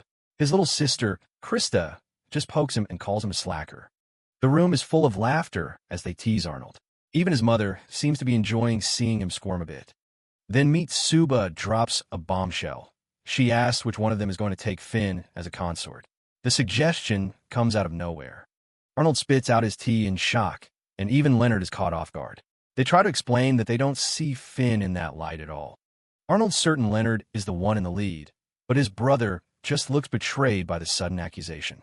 The sibling rivalry is real. Krista chimes in, saying that Finn and Arnold actually make a wonderful match. Arnold's face tells you everything you need to know about that ambush. He insists there's nothing going on between them, and she's just a friend. But his mother points out that Finn is still the most beautiful girl in the Empire. Krista thinks her mother is the prettiest, which gets her a big hug. Mitsuba happily agrees, telling her she thinks Krista is the prettiest too. Arnold just smirks at the wholesome scene. It's a rare moment of peace for the family before things get messy again. Leonard tries to get them to stay a bit longer, but Arnold says they've been there long enough and have other plans. He's already headed for the door. Mitsuba tells them to take care of themselves, noting that Arnold always pushes himself too hard. He just gives her a warm smile and says goodbye. Arnold maintains his lazy persona until the very end, claiming he's never pushed himself a day in his life. Mitsuba just smiles knowingly, giving him her blessing to do his best in his own way. As he steps away from the peaceful garden and out of his family's sight, Arnold takes a deep, steadying breath. The carefree mask begins to fall away, replaced by something much sharper. His eyes lose their dullness, sparking with a cold and calculating intensity. The insipid prince is gone, and a dangerous strategist has taken his place. He immediately turns to Sebastian with a series of cold commands. He wants his steward to dig up every bit of leverage they have on the neutral nobles before they leave the Empire. Arnold looks back one last time at the memory of his mother and siblings laughing together. This peace is exactly what he's fighting for, and he won't allow himself a moment's rest until it's secured. With a determined smirk, Arnold sets off into the shadows of the capital. The real game for the throne has begun, and he's ready to do the dirty work necessary to win. Look at the capital. Everything looks peaceful from up here, but there's a lot of mess happening behind those walls. Arnold pulls up to a minor noble's estate. He's here to do some persuading for the cause. He meets Count Bales, the Vice Minister of Engineering. The guy already looks like he's on edge. Arnold doesn't waste time and brings up some juicy rumors he's been hearing lately. He mentions how the Count's wife has been living like royalty every single night. That's a lot of expensive outings. Bales tries to play it off as a simple hobby, but Arnold points out it's weird how all that money suddenly appeared. He knows the Count has been venting to his friends about how much his wife is blowing through. The frustration is obvious. Then Arnold leans in for the kill. He's heard another rumor that's much more serious. He asks Bales straight up if he's embezzling funds from the Empire to pay for his wife's lifestyle. The Count panics, swearing he's a professional who would never do something so unprofessional. Arnold warns him that if his father, the Emperor, catches wind of this, it's going to be a grave issue. Bales begs for help, but Arnold just points out that his salary shouldn't be able to cover his wife's antics.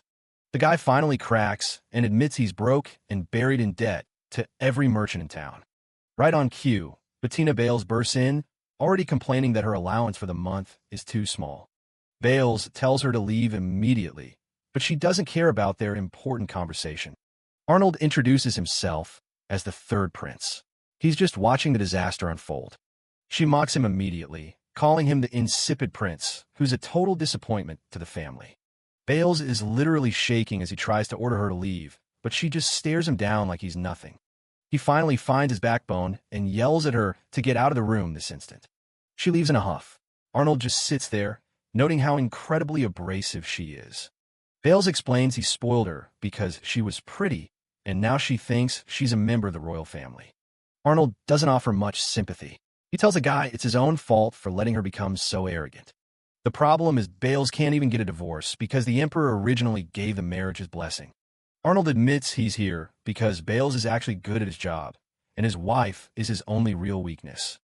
He offers a deal: support Leonard's bid for the throne, and they'll handle the divorce and the imperial backlash. He tells the Count to write the letter now. Bettina's tears aren't going to help her after all she's done. Arnold knows Leonard is too soft-hearted, so he needs the Count to officially ask for mediation first. As Bale starts writing, Arnold reflects on the fact that he really needs to pick a better wife for himself. He has a quick vision of Finn and Elna as potential brides and immediately regrets the thought. Yet just thinking about those two as a wife is giving him a massive headache. He finishes looking over the Count's letter. It's so harsh, it almost reads like a curse. Bales is all in now, pledging his wholehearted devotion to both Arnold and Leonard. Arnold takes the letter and tells the guy to wait a few days for the results of their cooperation. He heads back to the carriage, another important piece of the political puzzle falling into place. Bettina watches him leave from the window, still looking as arrogant as ever. She has no idea what's coming. Later, Arnold hands the letter to Leonard and explains the whole situation with a smirk. Everything goes exactly to plan. The Emperor orders the divorce, and Leonard's influence in the court grows. Back in the study, Finn asks if Arnold is really sure that destroying a marriage was the right thing to do. She admits the Count brought it on himself, but as a woman, she finds the whole thing hard to accept. Arnold explains the political reality. Bettina was actually a link to Princess Xandra's side of the family. He keeps writing, explaining that while the bond isn't deep, he's not taking any chances with Xandra's influence.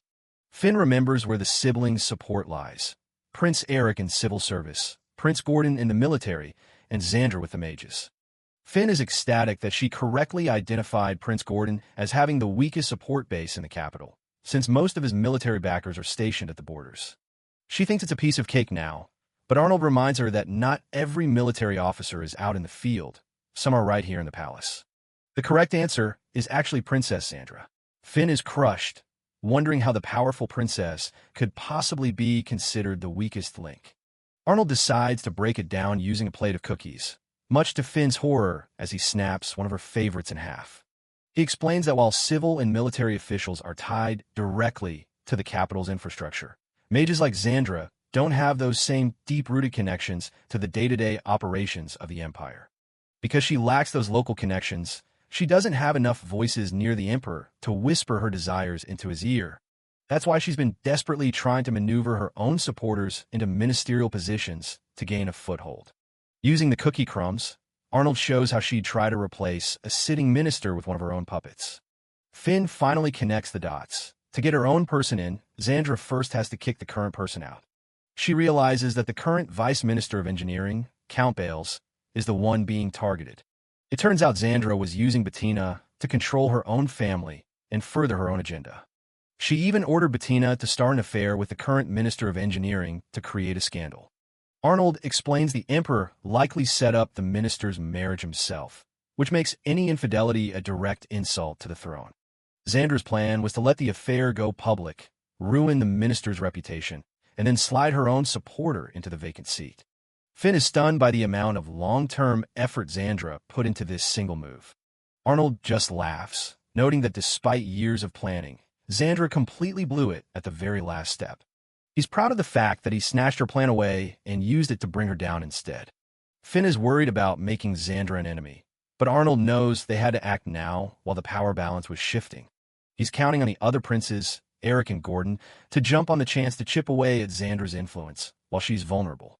Most of this vital intel came from Seabass, who Arnold casually reveals is a former high-level assassin known as the Grim Reaper. Finn is baffled that a legendary killer is working as a butler, but Arnold just wants to know if she has any more complaints about helping the Count. Finn still feels a bit bad for Bales, who was basically a puppet for his wife for years. Arnold finishes the final document detailing the minister's affair. He's ready to present it to his father. He knows this is going to turn his secret feud with Xandra into an all-out war for the throne. He leans back, predicting that Gordon and Xandra will go for each other's throats while Eric stays on the sidelines. He pops another piece of cookie into his mouth, satisfied to let them exhaust each other's resources. Back in the throne room, the Emperor is absolutely livid as he reads the report. The Minister of Engineering is on his knees, begging for forgiveness and claiming he was seduced. Johannes isn't buying it. He's disgusted that one of his ministers would lay hands on another man's wife. He asks the guy if he'd try to seduce one of the Emperor's own wives if they tempted him. The silence is deafening. He fires the minister on the spot and orders him to stay confined to his home until his punishment is decided. Then, Johannes calls Count Bales forward. The Count is terrified, taking the blame for failing to watch his wife. But the Emperor surprises everyone by telling Bales he's no longer responsible for Bettina, as the marriage is officially dissolved.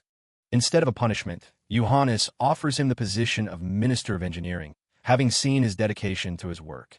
Count Bales is overwhelmed with gratitude, swearing on his family name to serve the Empire faithfully. The Imperial Chancellor, Franz Seebeck, watches the scene and notes that the battle for the throne is finally heating up. Franz wonders if installing Bales was the right call, while the Emperor just stares off, indifferent to the strings being pulled in the dark. Johannes reminds the Chancellor that he saw through Franz's own talents years ago, which is how they both ended up where they are. Franz just chuckles, knowing the Emperor would have claimed the throne even without his help. Johannes brings up his eldest son, Wilhelm, who was known as a prince of debauchery before his untimely death. He's convinced that Wilhelm didn't just die of natural causes. He was assassinated. The Emperor laments that Wilhelm was too kind for the throne and lacked someone strong by his side to cover his weaknesses. Johannes notes that while Prince Leonard seems to have gathered influence through sheer charisma, someone must be pulling the strings behind the scenes. He wonders if that someone is Prince Arnold, suspecting that his son is merely feigning ineptitude to hide his true potential. Johannes admits to an emotional motive for testing Arnold, while Franz smirks, eager to see the Dark Horse twin princes prove their worth in the coming struggle. Leonard walks the path of righteousness like his late brother, supported by Arnold from the shadows. Together, the twins represent a new and unpredictable power in the race for the throne.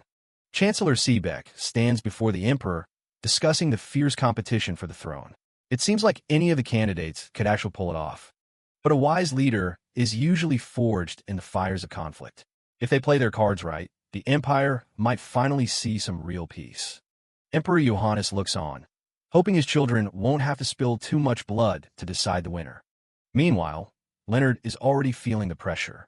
Reports are coming in that spies are closing in on their potential allies, and they need to move fast. It's not just spies, either. Key military commanders are starting to flip and join Princess Xandra's side. Leonard turns to his brother for help, reminding Arnold that he was the one who suggested rescuing Count Bales in the first place. Arnold just plays it off like he can't do much, even if Leonard asks nicely. He tells Leonard to go handle the supporters personally to stop them from defecting. He's fine just sticking to his role as the unreliable assistant. Once they're alone, Arnold asks Seabass what he thinks Xandra's next move will be now that she's pissed off. Seabass doesn't hesitate. He's certain she's going to target Lady Finn. Arnold knows Finn is a prime target since she's basically becoming their faction's mascot. He grabs a cookie and decides he can't leave her in the castle.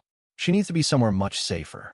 He figures Xandra wants his head most of all, so staying close to him is actually the most dangerous place for her. Seabass wonders if their recent political gains were worth the risk. Arnold points out that Finn is a duke's daughter. If anything happened to her, the political fallout would be irrecoverable. He's choosing a solid defense over a counterattack for once. Arnold tries to act like it's purely a tactical move, but Seabass is giving him a very skeptical look. The butler wonders if there's a bit more to his master's concern than just cold politics. Arnold just sighs and prepares to head out. Seabass mentions that Arnold's mother, Mitsuba, would probably be happy to see him actually caring about someone. Seabass suggests Arnold should tell Finn he was worried about her, which immediately gets him a sharp retort. Seabass asks where he's planning to hide her. Arnold says it's a place with the Empire's strongest warrior. a spot Seabass knows all too well. They arrive at the massive residence of Supreme Archduke Amsberg. Arnold is confident that no one will dare come after her here. The guards recognize him and welcome the prince back. That's when Anna von Amsberg, Elna's mother, appears with a warm smile for Arn. It's been a while since they last saw each other, and Anna notes that Arnold has certainly grown up. She mentions her husband is out, then drops a casual bombshell. Elna and Finn are in the middle of a bath and asks if he wants to join them. Arnold politely declines. Anna laughs it off, remembering how they used to bathe together as kids.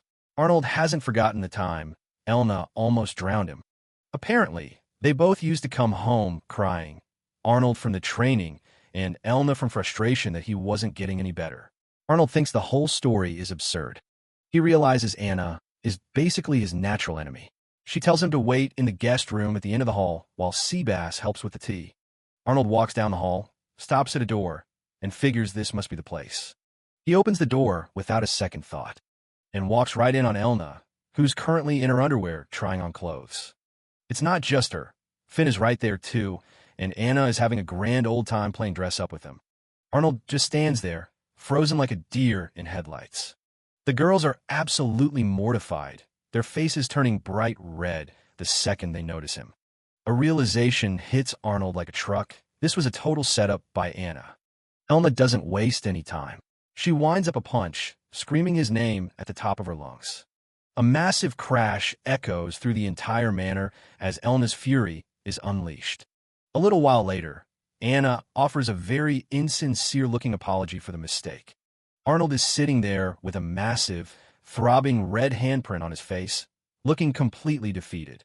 Elna is still fuming, while a blushing Finn tries to apologize for getting so carried away with the dress-up game. It turns out Finn got a little too excited about trying on different outfits, which is what led to the tragedy. Arnold knows exactly what happened, but there's no winning against Anna. Elna is still yelling, wondering how her mother can just forgive him so easily. Anna just gives a sly smile and suggests that if he takes responsibility by marrying Elna, everything will be perfectly fine. Elna is absolutely losing it, her face turning bright red as she screams at the ridiculous suggestion. Finn is just as shocked, but Anna just keeps on smiling, mentioning that Finn's father probably wouldn't mind either. Elna tries to protest, pointing out that she's a knight, and this is all very improper. Anna eventually shifts gears, noting they'll need to get in touch with Finn's family soon. Finn is still flustered, while Arnold just lets out a long, tired sigh. He makes it very clear that he has zero plans to marry anyone right now. Anna just teases him, asking if he really doesn't plan on taking responsibility for what he saw. "I don't," Arnold replies flatly. Anna just chuckles, calling a real shame. Elna is still steaming and looking away, while Finn tries to hide her blushing face. Finally, Anna decides it's time to get down to business and asks why they're really there.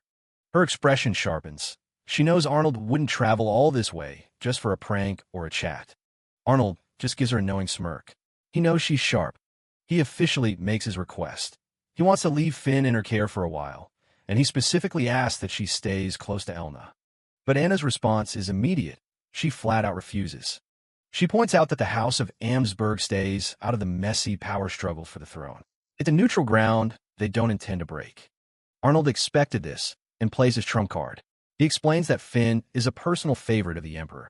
If anything happened to her, it would bring down the Emperor's full wrath, so it's actually in the Archduke's best interest to keep her safe.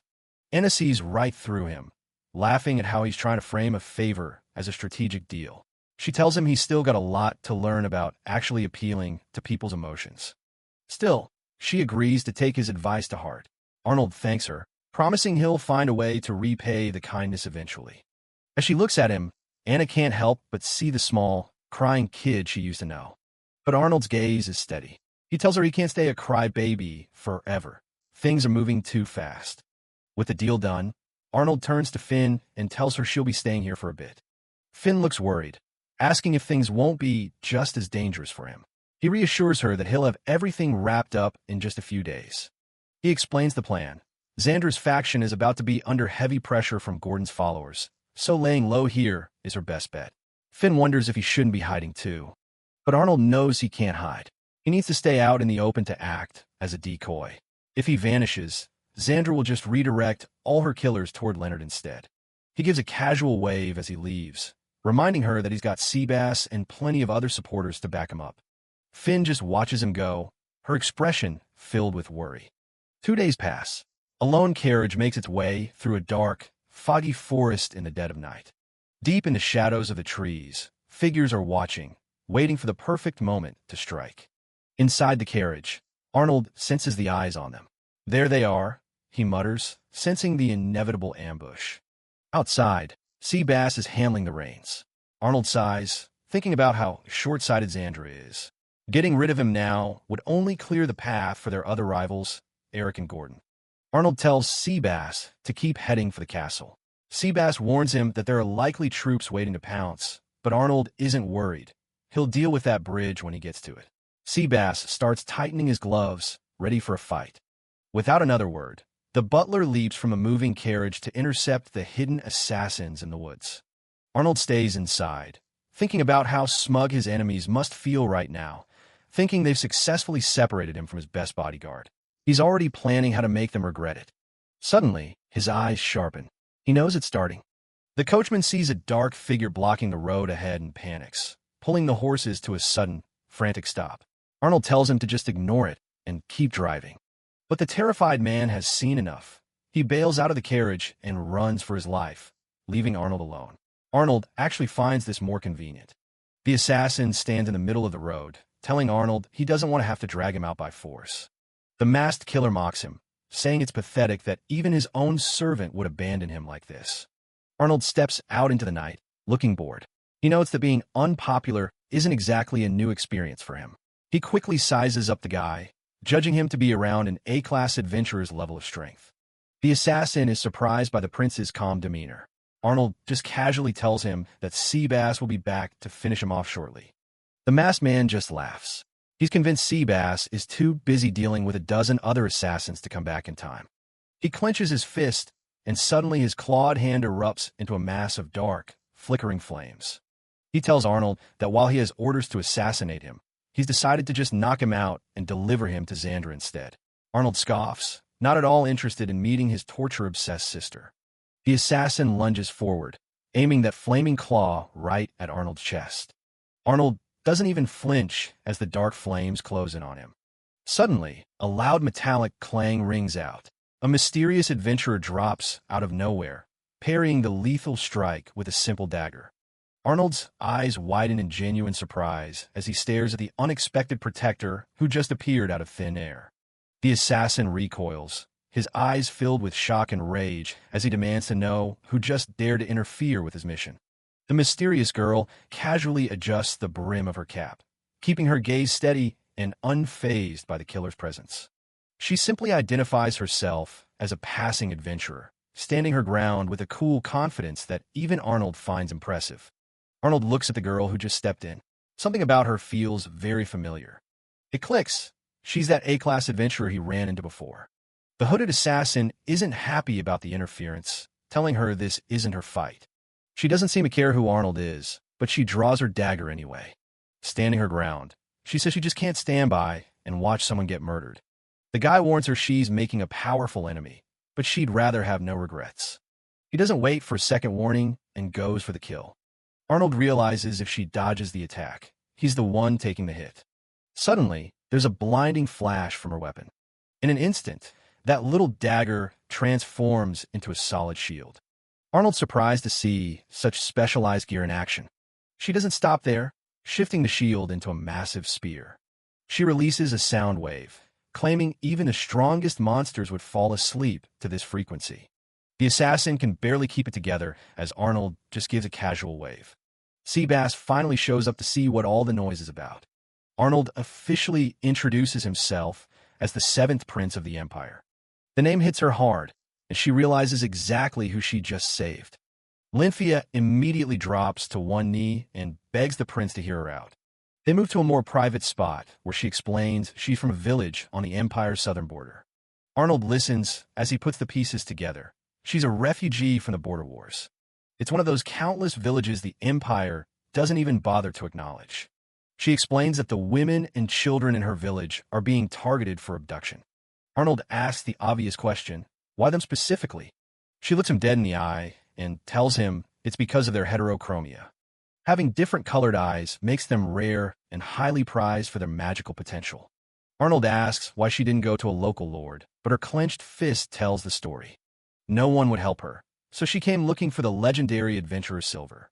Arnold weighs his options. If powerful people are involved, this could get complicated.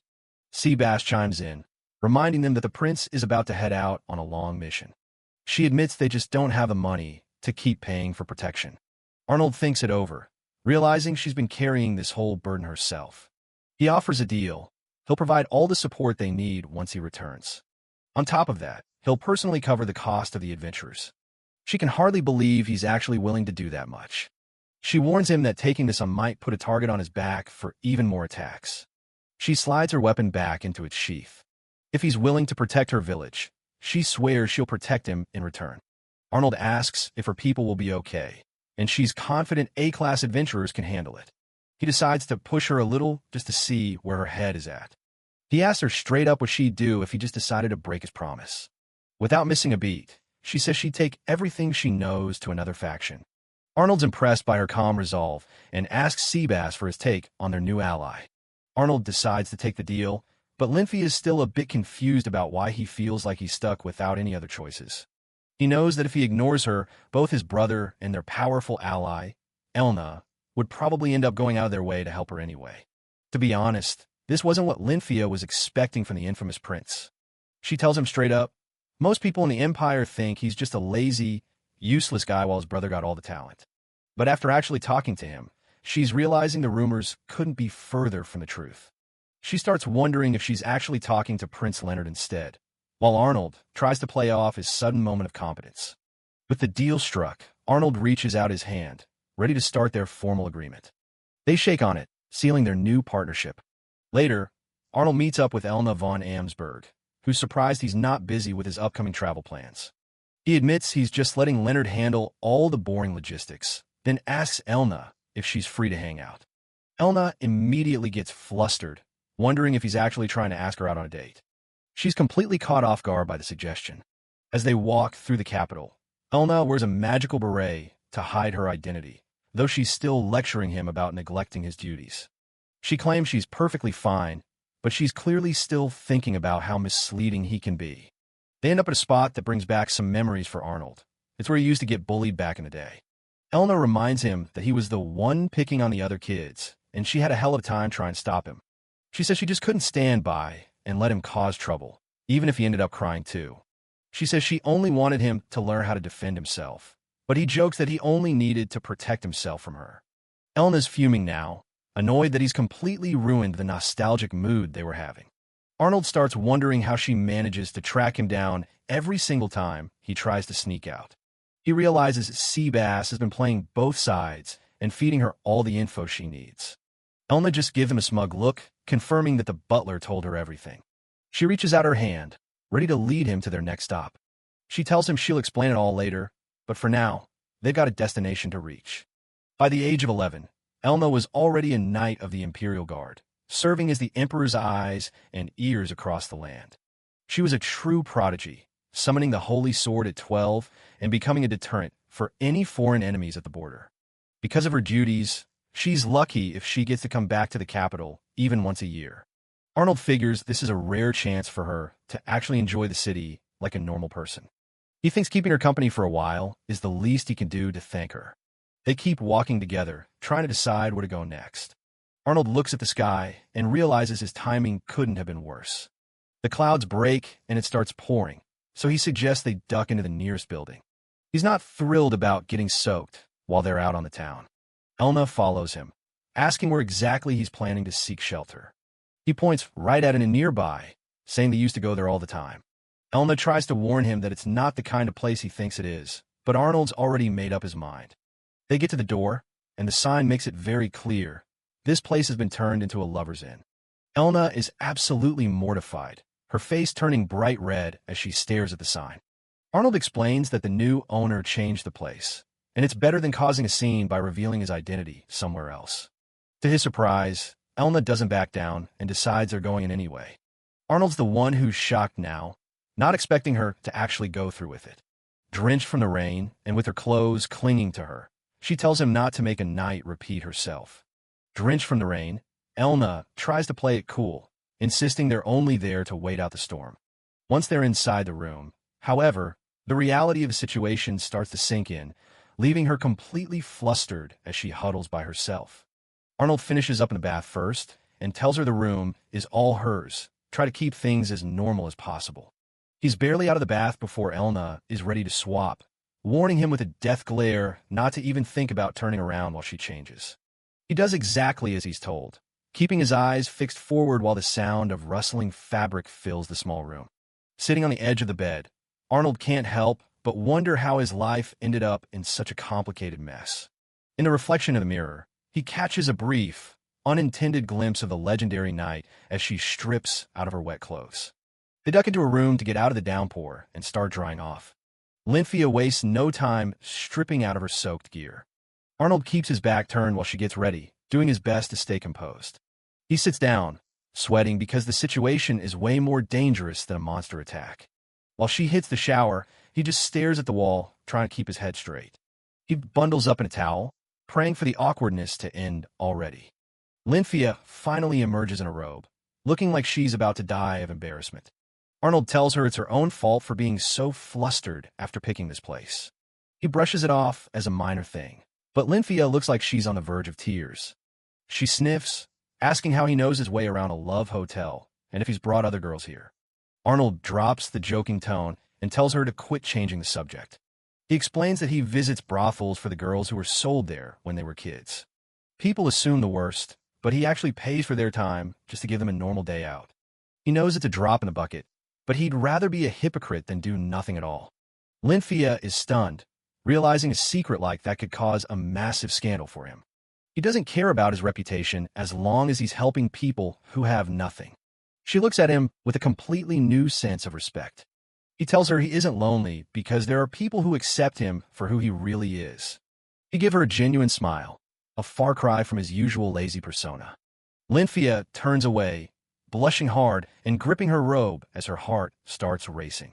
Departure day finally arrives, and Arnold is making his final preparations with Marie. He tells his maid he's leaving the estate to her and trusts her to look after Finn while he's gone.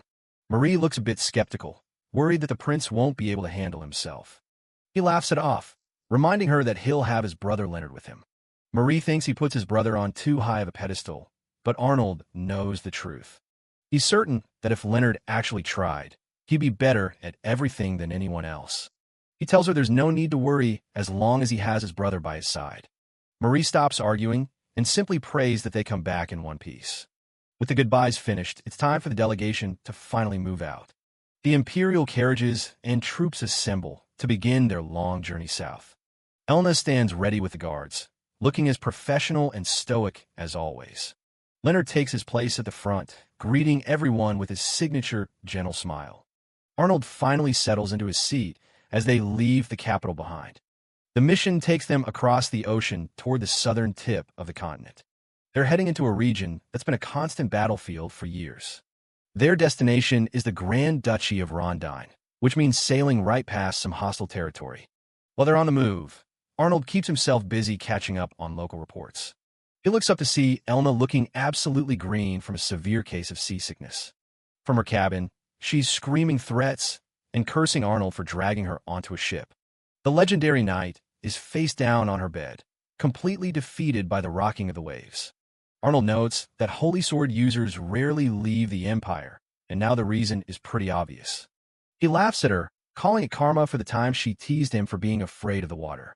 Elna is convinced the ship is sinking, but Arnold just jokes about a sea dragon showing up to finish them off. She's already at her limit, weeping and certain she's going to perish at sea. Outside, the Imperial vessel is suddenly approached by a fleet of Albatronian warships. The vice commander of the guard steps in, looking for Prince Leonard to handle the situation. He reports that the local navy is demanding a parley, while Elna is still suffering in the background. Arnold finds it suspicious since they already cleared their travel papers with Albatro weeks ago. Since Leonard is too sick to move, Arnold decides he'll have to be the one to head over. He pulls back the curtain to check on his twin, who is currently losing his battle with motion sickness. Leonard looks like a ghost, barely able to mutter an apology for being so useless. Arnold tells him to get it together, reminding him that he's not supposed to be the weak one here. He messes up his brother's hair, already forming a plan to handle the diplomacy himself. He tells Leonard to just stay put and rest while he goes over and pretends to be him. He orders the officer to tell everyone else on the other ship that Arnold is the one feeling sick. The vice commander warns him that this will ruin his reputation, but Arnold doesn't care. He gets fully dressed in the ambassador's formal uniform, looking exactly like his brother. Across the water, the Albatro warships close in, showing off their state-of-the-art magical cannons. Arnold takes a look through the telescope, checking on his brother's transport while the officer stays close. He knows he has to give the performance of a lifetime to keep the mission on track. He makes the long walk across the bridge to board the enemy vessel alone. He is immediately greeted by a noble woman who seems to be running the show. She introduces herself as Princess Evangelina, though she tells him to just call her Eva. Her timid younger brother, Julio, lags behind, looking clearly intimidated by the situation.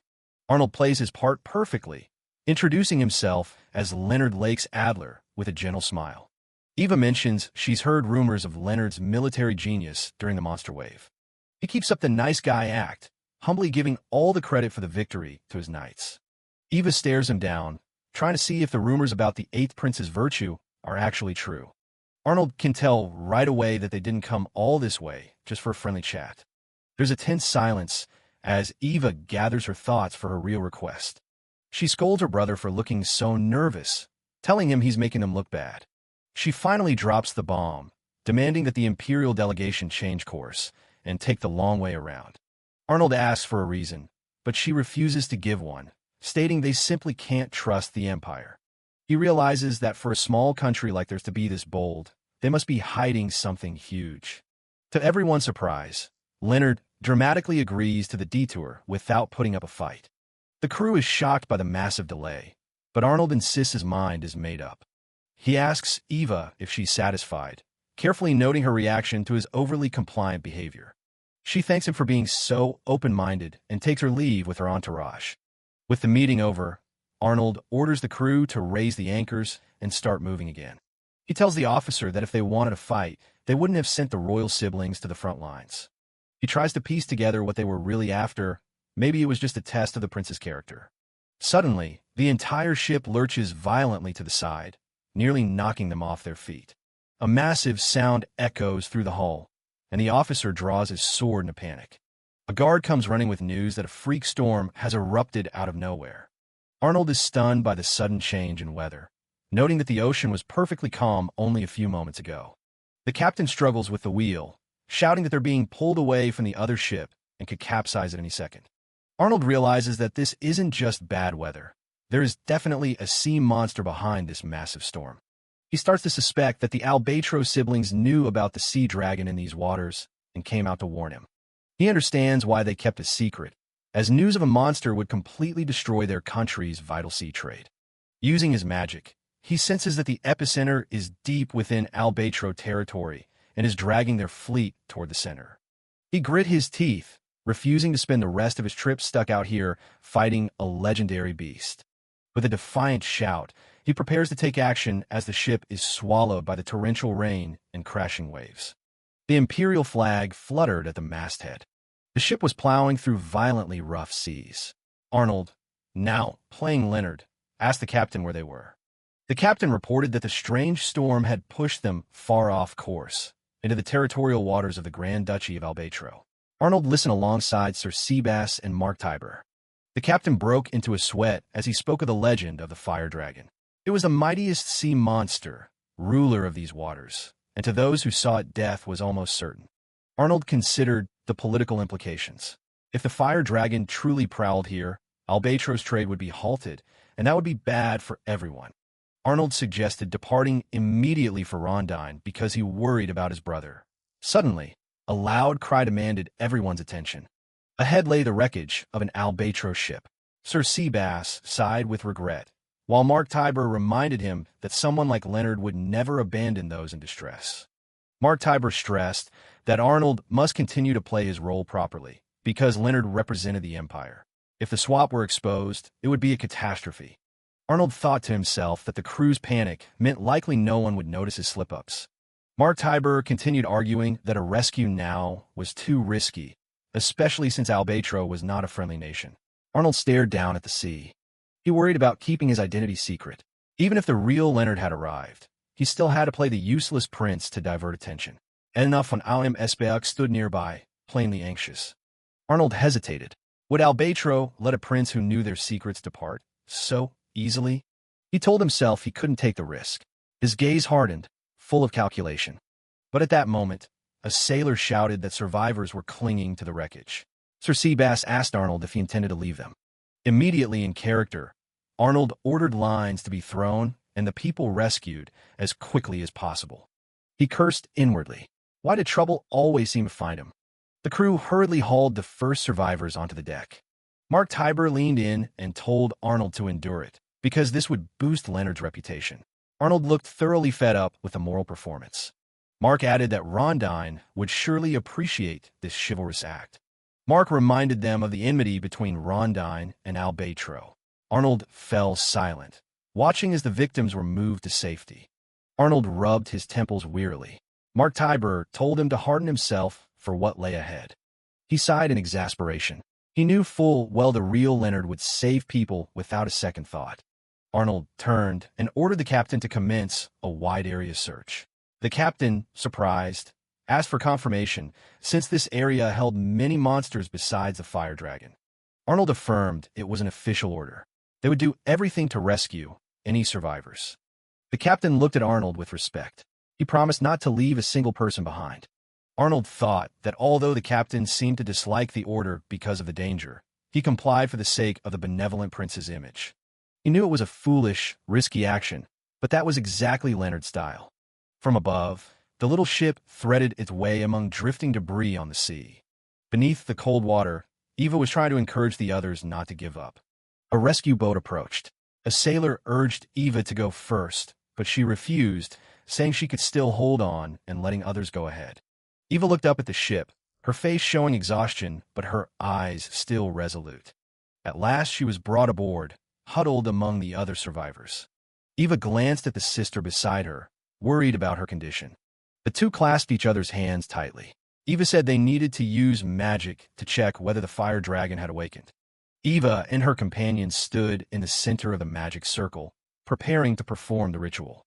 A powerful beam of light radiated from the magic circle, enveloping the ship amid the night sea. Deep on the seabed, a huge dark shape moved among the rising bubbles. Suddenly, an immense pressure wave generated a violent swell. Everyone on board was terrified by this strange phenomenon. The ship pitched violently as a storm, and massive waves struck unexpectedly. Eva cried out in alarm, reaching out and calling Julio's name.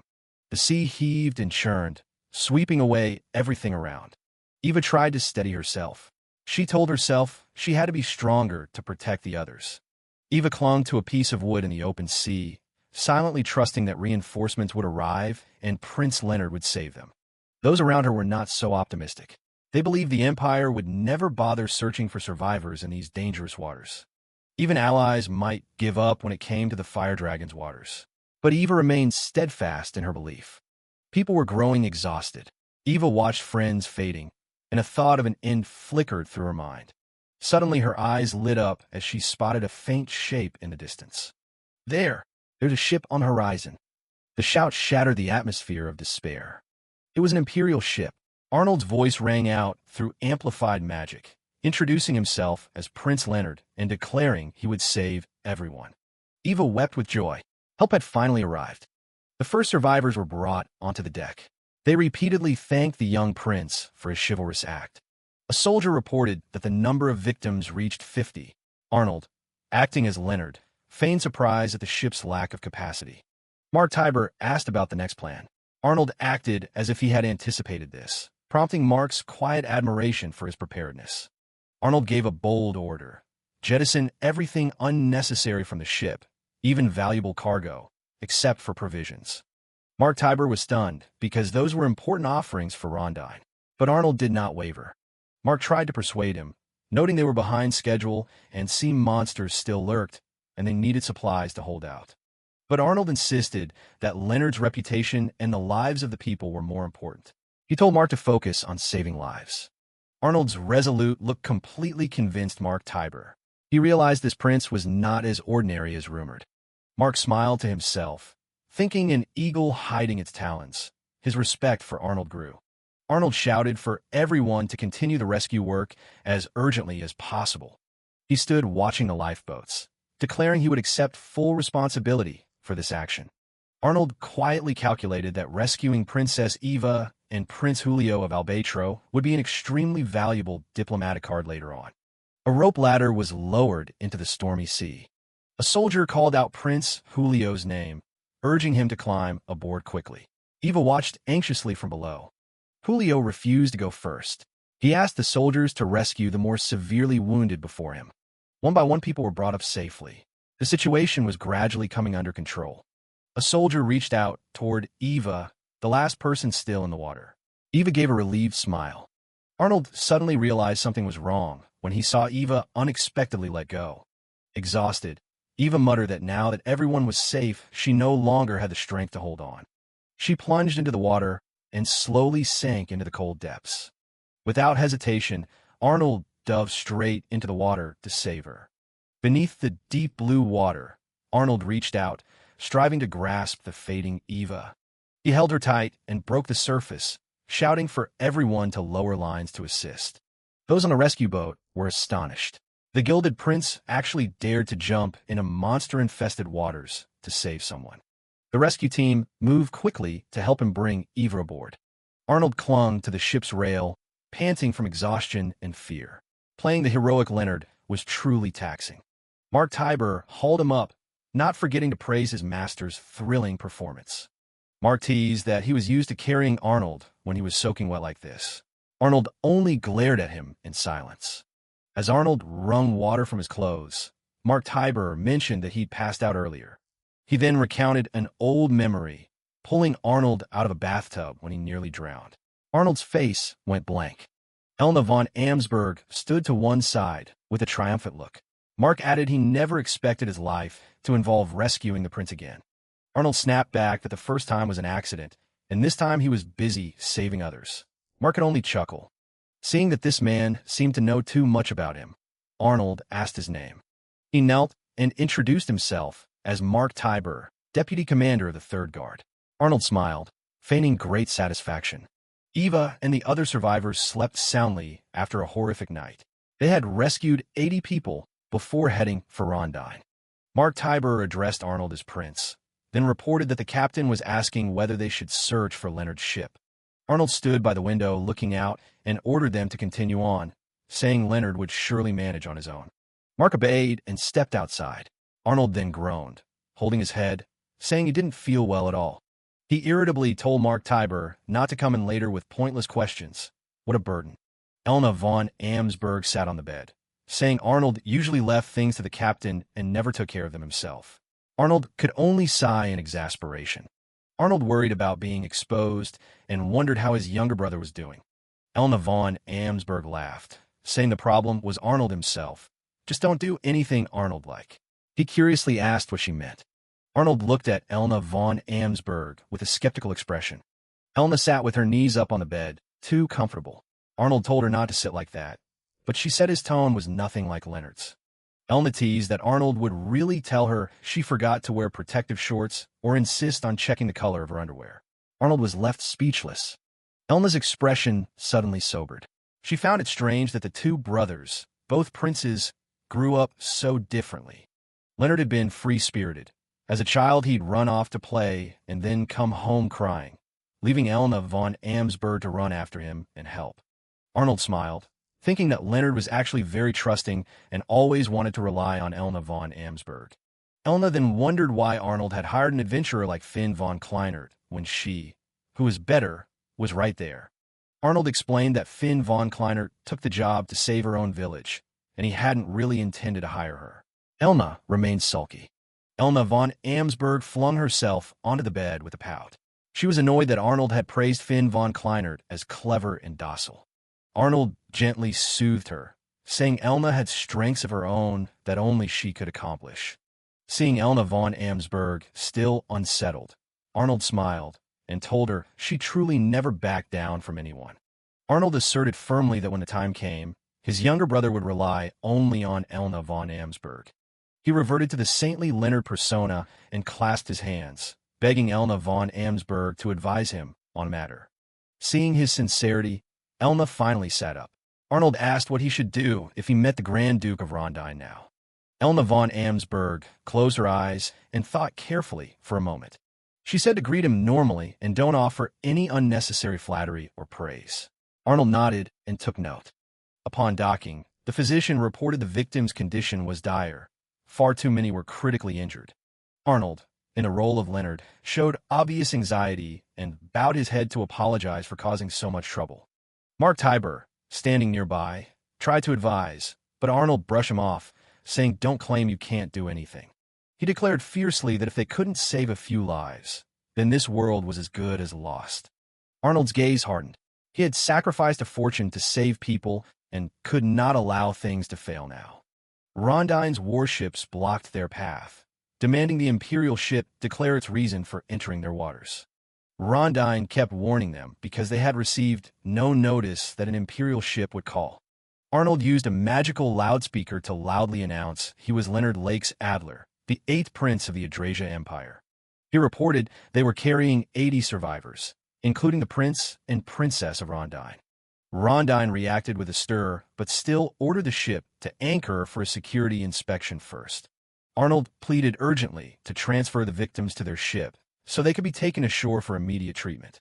But Rondine remained rigid, saying they were not allowed into the port without the Grand Duke's order and must wait. Arnold, still in Leonard's guise, inquired about the condition of their prince and princess. Martiber replied they had not regained consciousness. Arnold declared this was no longer a matter of possibility. Once brought here, the responsibility to protect them belonged to everyone on board.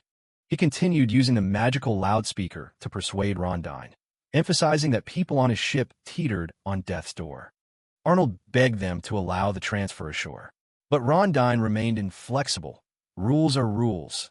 Wait for the Grand Duke's orders, even for royalty. Arnold said he had sacrificed much and faced many dangers to save them, simply because he could not bear to see anyone die. He implored them to make the right decision. The captain on the other side began to ponder. Arnold affirmed his greatest wish was for all of them to return alive. But the Rondine officer turned his back, saying he was military and absolutely could not disobey superior orders. Arnold's expression grew resolute. He murmured for forgiveness for what he was about to do. Mark Tybur and the others turned pale as the victim's conditions rapidly worsened. The captain reported the ship was heading straight for the port without permission.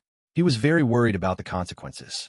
Arnold said he knew that, but if they obeyed orders, everyone would die. Rondine threatened to sink the ship if they tried to force entry. People began whispering that gentle Leonard would never act so willfully. But Arnold held firm to his command. Into the port. Arnold thought to himself, this was a perfect opportunity to build an impressive image for Leonard. He wanted the world to see that once Leonard decided, nothing could stop him.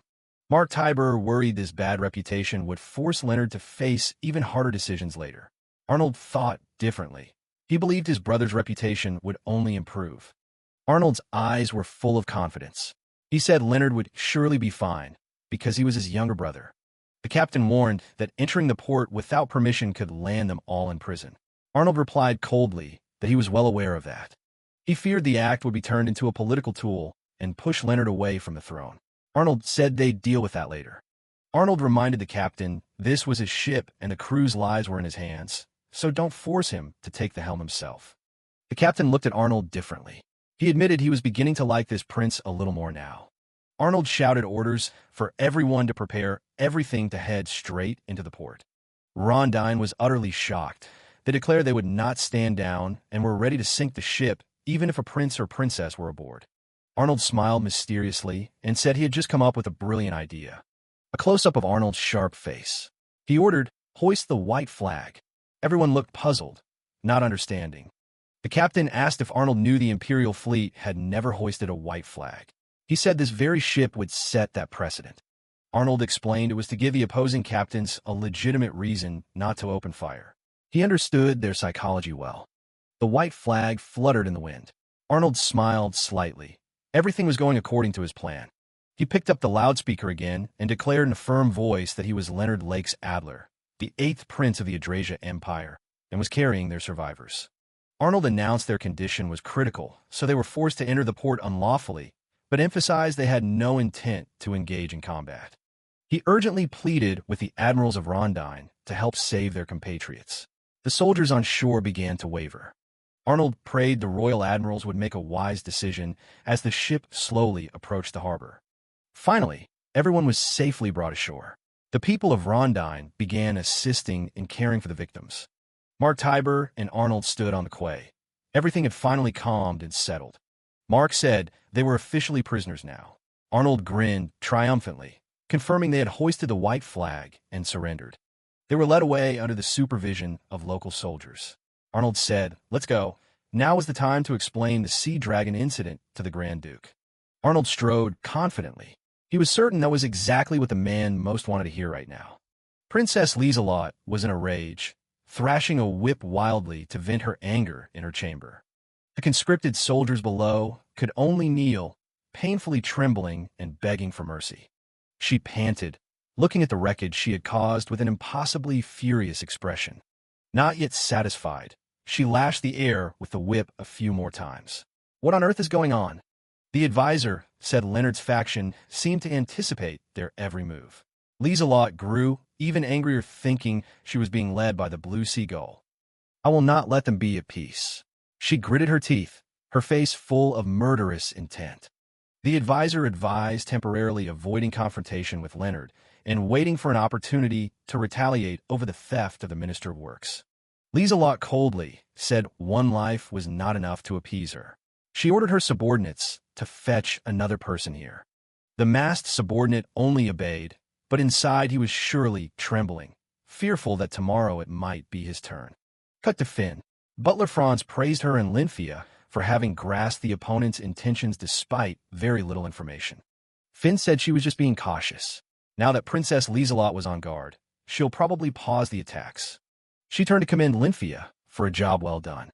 The young guard still looked very composed. Lynthia wondered why Finn trusted her so much. Finn smiled and said because Master Arnold, would never leave someone untrustworthy by her side. Then Lynthia asked bluntly, "Why would a lady like you involve yourself in this struggle for the throne? You don't seem the type for such power plays." The question froze Finn for a few seconds. She herself had been wondering the same thing. Finn only wished she could do more to help the two princes rather than rely solely on her title. Lynthia said they'd surely be glad to have her support. Lynthia looked at Finn and recalled Arnold's instruction, "Take care of Finn for me." The guard firmly asserted there were tasks only Finn could accomplish. "Now go help them, milady." Finn currently had considerable fame in the capital. Naturally, merchants were eager to exploit that popularity. Franz said many trade guilds wanted Finn to endorse them, but they were also courting other candidates behind the scenes. Lynthia came up with the idea to target a different guild, Demi-Humans Incorporated. She believed they should build ties with them before the princes returned. Other princes had their eyes on this place too, but dared not touch it, because the guild's leader was a female vampire. After the empire was attacked, the public held strong prejudice against vampires. Lynthia thought this was the perfect moment to bridge the two sides. Finn was determined to do her best for Master Arnold. She wanted to meet and assess that leader herself. A few days later, the clatter of horse-drawn wheels echoed down the street. Below, large wooden wheels were turning. They arrived at the headquarters of Demi-Humans Incorporated. It was a massive guild run by demi-human races. Lynthia explained the guild operated extremely professionally. Every position was filled by the most suitable person. They had expanded from the east, but due to scandals there, they still couldn't openly display a sign in the capital. Lynthia reminded her that their leader was a vampire, and the Empire was extremely sensitive to anything related to demi-humans. Finn thought simply that if they did nothing wrong, there was nothing to fear. Lynthia warned that humans were full of prejudice, and everyone had their own views. She urged Finn to be careful with her words if she truly wanted to help the princes. Finn realized she had been a bit careless and apologized. "We're here. Milady, be on your guard." The two stood before the elegant building. They entered the capital branch and walked down the wide corridor. A beautiful demi-human maid greeted them. Our leader is waiting for you. Please enter this room.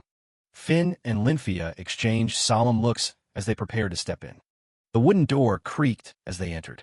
Inside was a luxurious office with a large desk, but the chair at the head was empty. Finn timidly greeted, but saw no one.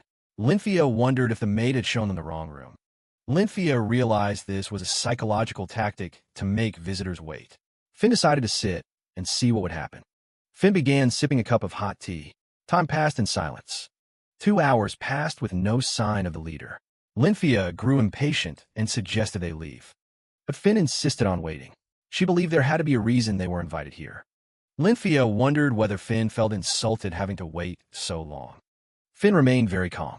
She said she was the supplicant, so waiting was only natural. If they couldn't meet today, she'd come back tomorrow. Finn's patient attitude impressed Lynfia. She privately thought the young lady was truly strong. Creak. The sound of the door opening cut through their conversation. A beautiful woman entered wearing an extremely provocative outfit. Still waiting? You two are persistent. Finn stood, greeted her, and introduced herself as Finn von Kleinert, daughter of Duke Kleinert. The woman was Yulia, the guild leader. She sat down with an air of authority. Call me Yulia. Lynfia showed her displeasure openly. You made us wait all this time and not even an apology? Yulia sneered and said if they didn't want to wait, they could leave. She wasn't forcing them to stay. She admitted the guild needed help to enter the empire, but they weren't willing to ally with just anyone. Yulia suggested skipping formalities and called Finn by name familiarly. I find you quite interesting. Finn agreed at once. She disliked strict formalities. She took a measured sip of tea to soothe her throat. Yulia asked what Finn had been doing while waiting. She replied simply that she had been watching the people around her. Yulia revealed an important detail. Representatives of all 4 throne candidates had come today seeking her support. Because meeting all of them at once was troublesome, she made each wait in a different place. In the end, only Eric's and Leonard's people managed to hold out today. But after 2 hours, Eric's representative gave up as well, leaving only Finn patient. Lynfia realized this leader was more skilled than she'd thought. Yulia got straight to the point. The other candidates all have major guild backers. Leonard certainly couldn't when relying on his current finances alone. So, if we support your faction, what benefits will the guild gain from this? Finn fell silent to think for a moment. She knew she needed to make a truly weighty offer. She declared boldly, I am the collateral. I will give you the right to use me in any way you wish in exchange for the guild's power. Yulia warned, even if that would damage the honor of a duke's daughter? Finn nodded without hesitation. Yulia asked further, is Prince Leonard truly worthy of such a sacrifice from you? Lynfia anxiously watched her young lady. Finn affirmed firmly, I will help him ascend the throne, even if it costs my life. Yulia's expression subtly changed. She was seeing through the immense determination of the young woman before her. Yulia sighed and admitted she had been defeated by Finn's relentless resolve. You win. Tell me what you want. The condition she offered was that they would use Finn's name and image for the guild's commercial purposes, in exchange for providing abundant funding. Yulia praised Finn's courage. You are truly a remarkable woman, Finn. She even joked that she almost wanted to keep Finn as her lover. The young woman's charisma was too captivating. Finn smiled and declined gracefully. She said belonging to someone would diminish her value, and she couldn't allow that to happen. For Finn, supporting the person loved by the people and by herself was her foremost duty. Yulia asked curiously, I hear the prince is a twin. Who do you care for more? Finn put a finger to her lips and winked mischievously. That's a secret. When Finn left, Yulia remained impressed. She thought to herself that Finn needed to appreciate her own worth more. Lynfia vowed to fully support Finn. Yulia also promised she would not betray that trust. Farewell, Yulia. The two left the guild after a negotiation that exceeded expectations. Yulia looked at her sweaty hands. She was genuinely overwhelmed by the little girl's aura. She wondered which man could have made such a cute girl become so resolute. Yulia immediately ordered preparations to open a shop and focused all resources on supporting Prince Leonard's faction. She also mused that if that man proved interesting enough, she might even want to steal him from Finn. The scene shifted to Albatro Castle. Arnold, disguised as Leonard, was walking with his retinue. Arnold judged from the courteous reception that the Grand Duke bore them no ill will. A guide soldier bowed and said, "This way, please." Arnold followed with a pensive expression. Donato di Albatro, Grand Duke of Albatro, knelt before Arnold in greeting. "It is an honor to meet you, Prince Leonard."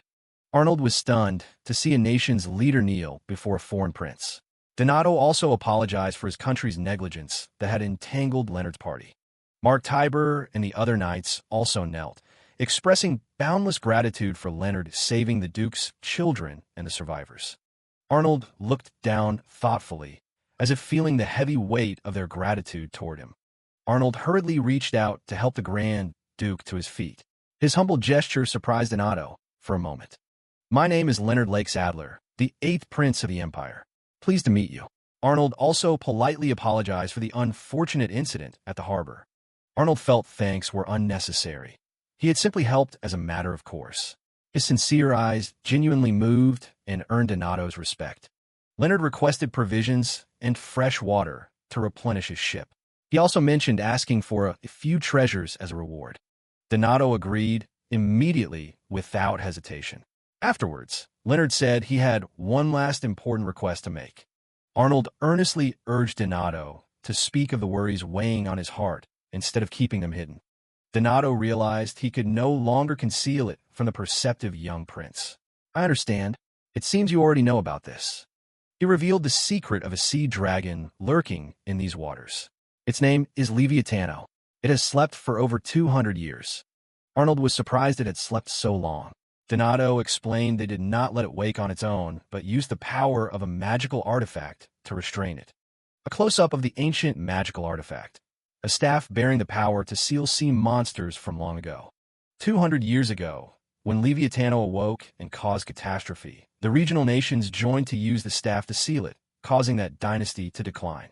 The Albatro family were entrusted with guarding the staff.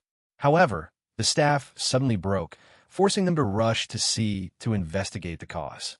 Donato deeply regretted not contacting the Adventurers Guild immediately and felt guilty for dragging Leonard into this danger. Arnold calmly asked the Grand Duke about plans to cope with the impending sea dragon threat. Donato feared the Adventurers Guild would not respond quickly enough. Seeing this, Arnold put forward a proposal to resolve the situation. He suggested forming a dragon-slaying alliance with the Grand Duchy of Rondine. If Rondine learned Albatro was in distress, they might send troops to attack rather than help. Donato explained the two nations were at war, so an alliance request was impossible. Arnold proposed letting the Empire's ambassador mediate to remove the barrier. The Grand Duke asked Leonard for a little time to discuss this grave matter more thoroughly with his ministers. Arnold reminded him to decide quickly, because the enemy would certainly seize any opportunity to exploit the situation. Back in his private chamber, Arnold collapsed onto the bed, exhausted. "Phew, I'm completely drained." He wondered what Leo was actually doing. He decided to set aside his worries and trust Leo's ability to handle things. Now Arnold's mind was fully focused on how to kill Leviatano. Arnold knew only a few on the continent could fight a dragon. However, he had thought of two quickest ways to take down this S-rank monster. Either he would act himself under the name Silver, or the Empire would send a representative, meaning Elna would have to draw the Holy Sword. Arnold weighed the options, but there was no reason for Silver to appear in the south right now. He privately wished the old man on the throne would quickly ask the Adventurers Guild to deal with it and be rid of the problem. The current situation was Albatro trapped between Rondine and the Sea Dragon. To break free, they had to borrow supplies from neighboring countries, resulting in a heavy financial burden. In the private room, Arnold in Leonard's disguise sighed heavily. He was still puzzling over how to deal with Rondine when a knock sounded at the door. Opening the door, he put on the friendliest princely face he could see who had come. It turned out to be Princess Eva. She shyly apologized for dropping by so abruptly. Eva blushed and hesitated, saying she had come to thank her benefactor in person. Arnold smiled and said he was simply relieved to see the princess safe. He added a polite remark that if he had woken earlier, he wouldn't have had such a hard time. Eva grew even more bashful. She recounted that everyone she met praised Prince Leonard's bravery and kindness. Hearing that, Arnold hurriedly credited the crew, saying they were the ones who had worked hardest. Eva continued, saying she had heard how he dove into the sea to save his brother Julio. Eva looked at him with admiration, insisting only a true hero would dare jump into waters where a sea dragon lurked. This is over. Arnold broke into a cold sweat, realizing that if he kept playing this role, sooner or later she would fall head over heels for his twin. He fumbled, unsure how to make her dislike him a bit without revealing his identity. Meanwhile, Eva added, "It's awkward talking in the corridor. Shall we go inside?" Arnold was stunned by her forwardness. He wasn't good at dealing with girls like this at all. He quickly excused himself as in the middle of writing a report for the Empire, but still couldn't resist dropping a flirtatious line in true Leonard fashion that he was happy she called his name. Eva was so embarrassed she covered her face, while Arnold screamed internally at this unintended mishap. The princess apologized for the intrusion and suggested they dine together another time if their schedules allowed. He could only smile and nod farewell. No sooner had the door closed than Arnold collapsed from exhaustion. This situation had truly spiraled out of his control. He clutched his head in panic. This is really ruined, completely ruined. In his imagination, he saw himself frantically apologizing for making the princess fall in love with Leonard. He had to find a way to sever this messy emotional thread immediately. Arnold tried to calm himself, telling himself Eva was only overwhelmed by the image of the prince who saved her life. The feeling would fade if he did nothing more. Putting romance aside for now, he sat at the desk and began writing a letter to the Empire to update his father on the actual situation. If the sea dragon truly appears, the damage will spread to the Empire. To maintain good relations with Albatro, he planned to ask his father for permission to send El Nahir as a special envoy. The worst-case scenario was that this southern nation would vanish before the letter could reach the king. A truly terrifying prospect. The next day, Grand Duke Donato officially requested Leonard act as mediator to reconcile an alliance between Albatro and Rondine. He nodded and accepted immediately. The Grand Duke anxiously asked whether he really wanted to travel by sea, since Leviatano could be lurking out there. Arnold confidently explained that sea travel was much faster, and he also had the magical cannons Albatro had lent for protection. He guessed the monster was probably more worried about being resealed than hunting prey right now. He advised the Grand Duke to remain on high alert. The man bowed, gratefully for taking the burden off their shoulders. Arnold felt a little guilty about the excessive praise. As he was about to leave, a voice called from behind. It was Julio. The boy hurried after the Prince Messiah. Julio bowed his head and thanked Arnold again for saving so many people at the port. The boy still looked a bit shy. Arnold scoffed, saying it was Julio who cried for help, so he merely responded. He added, "Remember that praise. One day, I'll make you repay the debt." Julio was stunned by the arrogant yet impressive remark from the prince. The boy declared loudly that he wanted to become a respectable prince like Arnold. His eyes shone with belief. Arnold thought to himself that Leonard wasn't as perfect as people imagined. Some praised him as brave, but many also called him reckless and thoughtless. He turned his back and left Julio with sincere advice. If you believe what you're doing is right, never waver. He regarded that decisiveness as an admirable trait. Arnold used the rescue of the survivors as an example. He had made an immediate decision without caring about the outcome. A ruler sometimes must stand alone when making important choices. Julio listened intently, engraving every word of the young prince. Arnold's image now stood tall in the boy's eyes. Arnold smiled softly and concluded with one last line. To be a good prince, you must never waver from what you believe is right. Julio shouted with determination, promising he would never forget those words. The boy was completely convinced. Arnold silently evaluated his brother. Leonard was prone to be led by emotion, unlike their late eldest brother. Yet that unwavering quality was his strength. As long as he could make decisive choices, Leonard would become a good emperor for the Empire's sake. That's why Arnold was pushing him toward the throne. He smiled smugly, resolving to prevent selfish rivals from seizing the position. Though he knew Leonard would look at him and ask, "Why don't you do it yourself?" Arnold's great-grandfather used to say, "Those who find everything troublesome are unworthy to be emperor." Arnold thought to himself that, if so, he was certainly the least suitable person alive. After only a few days pretending to be the passionate younger brother, his spirit was already collapsing. Being a real hero was not easy at all. Now he just wanted to lie down and do nothing. But the harsh truth was he still had to stand on the deck and continue his charade. the ship bearing the Empire's eagle emblem proudly cut through the waves. Arnold told himself he'd endure a little longer for Leonard's future. Arnold's expression turned serious for a moment. He took a deep breath to prepare for the next step of his plan. The order to weigh anchor was given. Their next destination was the powerful Duchy of Rondine. At Rondine Castle, Arnold, dressed in royal attire, knelt on one knee and formally introduced himself as the first prince of the Empire of Adrasia before the king. The king, with his snowy white beard, welcomed him warmly. He praised him for not minding the long journey to come here. The king shared that he had heard Arnold's ship was caught in a storm and had been praying for their safety. Arnold calmly accepted the inquiry on his brother's behalf. With Leonard absent, Arnold naturally became the highest-ranking representative of the diplomatic delegation. He nodded to confirm that obvious fact to the king. Getting straight to the point, the king wanted to hear the emperor's answer regarding their request for military assistance. Arnold signaled for Elna to step forward to present the details. Elna von Amsberg boldly introduced herself as the commanding officer of the 3rd Royal Cavalry Regiment. Her imposing presence commanded the hall's attention. The King of Rondine was surprised to meet the prodigy of the Amsberg line, wielder of the legendary Holy Sword Aurora. Elna quickly clarified that she could not use that sword outside the Empire's territory. Elna calmly replied that her presence itself was the Emperor's answer. Her gaze was sharp, unmoved by the king's authority. She explained that the Empire's army was too powerful. If they intervened deeply on one side, rival nations would immediately support the other, leading to the region's exhaustion. Therefore, the Emperor could not approve full-scale support. However, to maintain friendship, the Empire would still provide limited assistance. Elna proposed demonstrating Adrasia's military strength as an initial guarantee. She tactfully asked the king whether he wished to witness the Amsberg family's power. The king of Rondine was very enthusiastic. He was curious whether Elna could face multiple soldiers at once.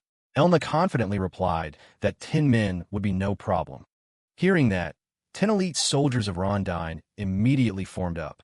Arnold sat at a distance, watching with a face that showed no surprise. Elna smiled and nodded, ready to face 10 soldiers at once to prove her claim. No sooner had she finished than all 10 soldiers charged with resounding shouts. The exhibition match began amid the spectators' suspense.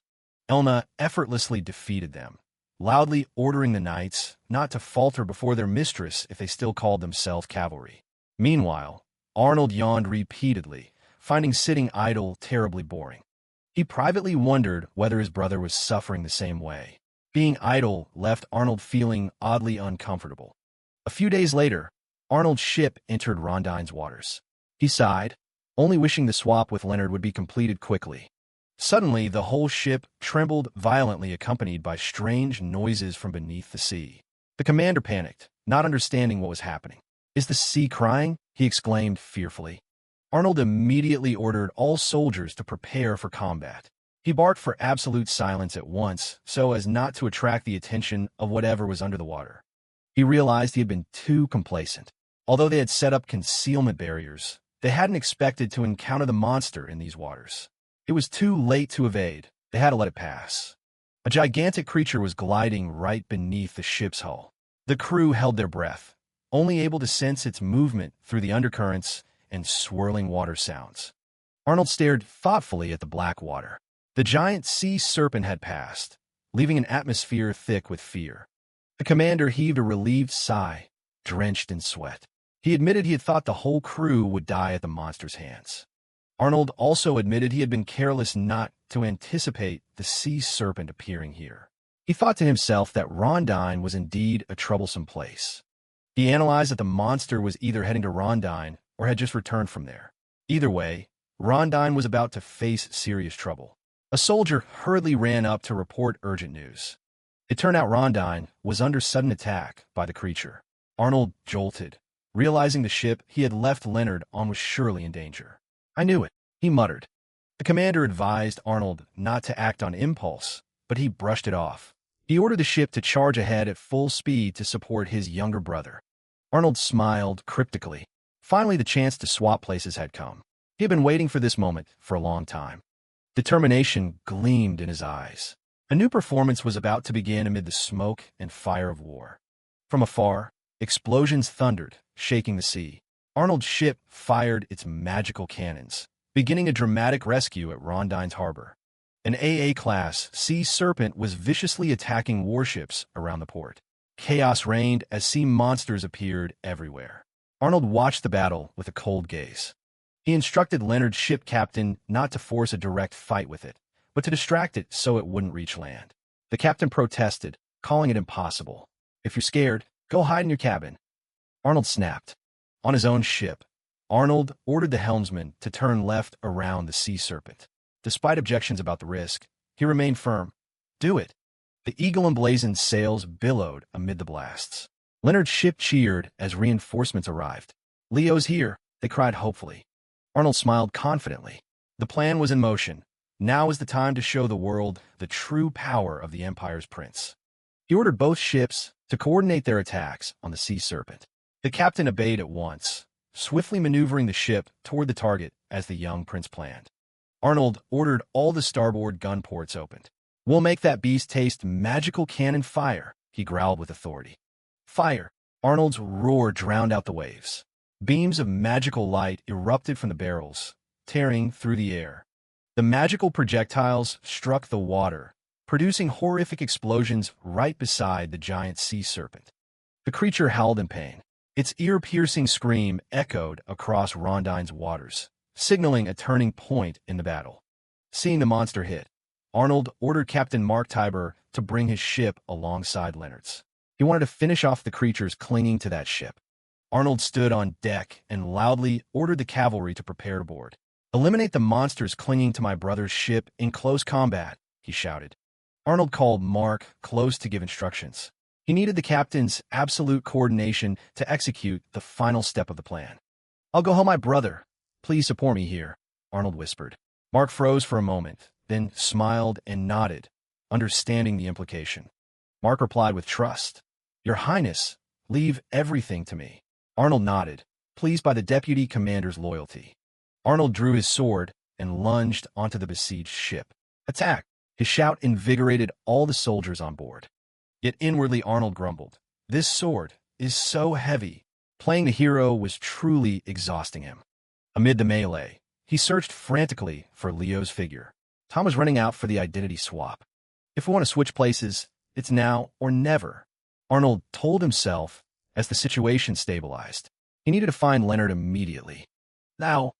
Arnold called out when he finally spotted his brother among the monsters. A decisive moment was about to occur. He swung his sword to fend off a monster attacking from behind. Arnold's reflexes remained razor-sharp despite his constant grumbling about the trouble. Arnold leapt into the air and unleashed a powerful slash to clear a path. His gaze was intensely focused on the target. "Grah!" Arnold screamed as he delivered the finishing blow, drawing all soldiers' attention to himself and giving Leonard room to move. After dropping into a secluded corner of the deck, the two brothers finally met. Leonard scolded Arnold for being late, while Arnold could only sigh at being dragged into this mess. Leonard said that playing the role of the incompetent Arnold was no less tiring than Arnold going into battle. Both brothers felt exhausted from their parts. Arnold asked if Leo had done anything odd while pretending to be him. Leonard proudly said he had performed the role of a heroic Prince Leonard on the ship to perfection. "If you felt tired playing me, then you definitely overdid it," Arnold teased his brother as they both gave wry smiles. Leonard nodded in agreement. He said he had truly been worn out forcing himself to act like Arnold's lazy persona. "I'll give everything back to you," he said. Arnold stretched with relief. "All right, I'll leave the rest to you." "I'm going to protect the harbor," Leonard said, then hurried off to carry out his task. Arnold smiled as he watched his brother's figure. He knew Elma would handle things on land, so he left the sea matters to Leonard. As for him, it was time to return to being himself. Arnold nonchalantly told Captain Mark that everything was in his hands and that he was going to take a nap. Mark gaped in astonishment at this 180-degree change. Ignoring everyone's shock, Arnold calmly shut the door. "Do whatever you want. After all, Leo will sort it out in the end," he muttered irresponsibly. Mark sighed in disappointment when he saw Arnold sprawled on the bed. He had hoped the prince would change without Leonard by his side, but old habits died hard. He was still the same lazy, incompetent prince as ever.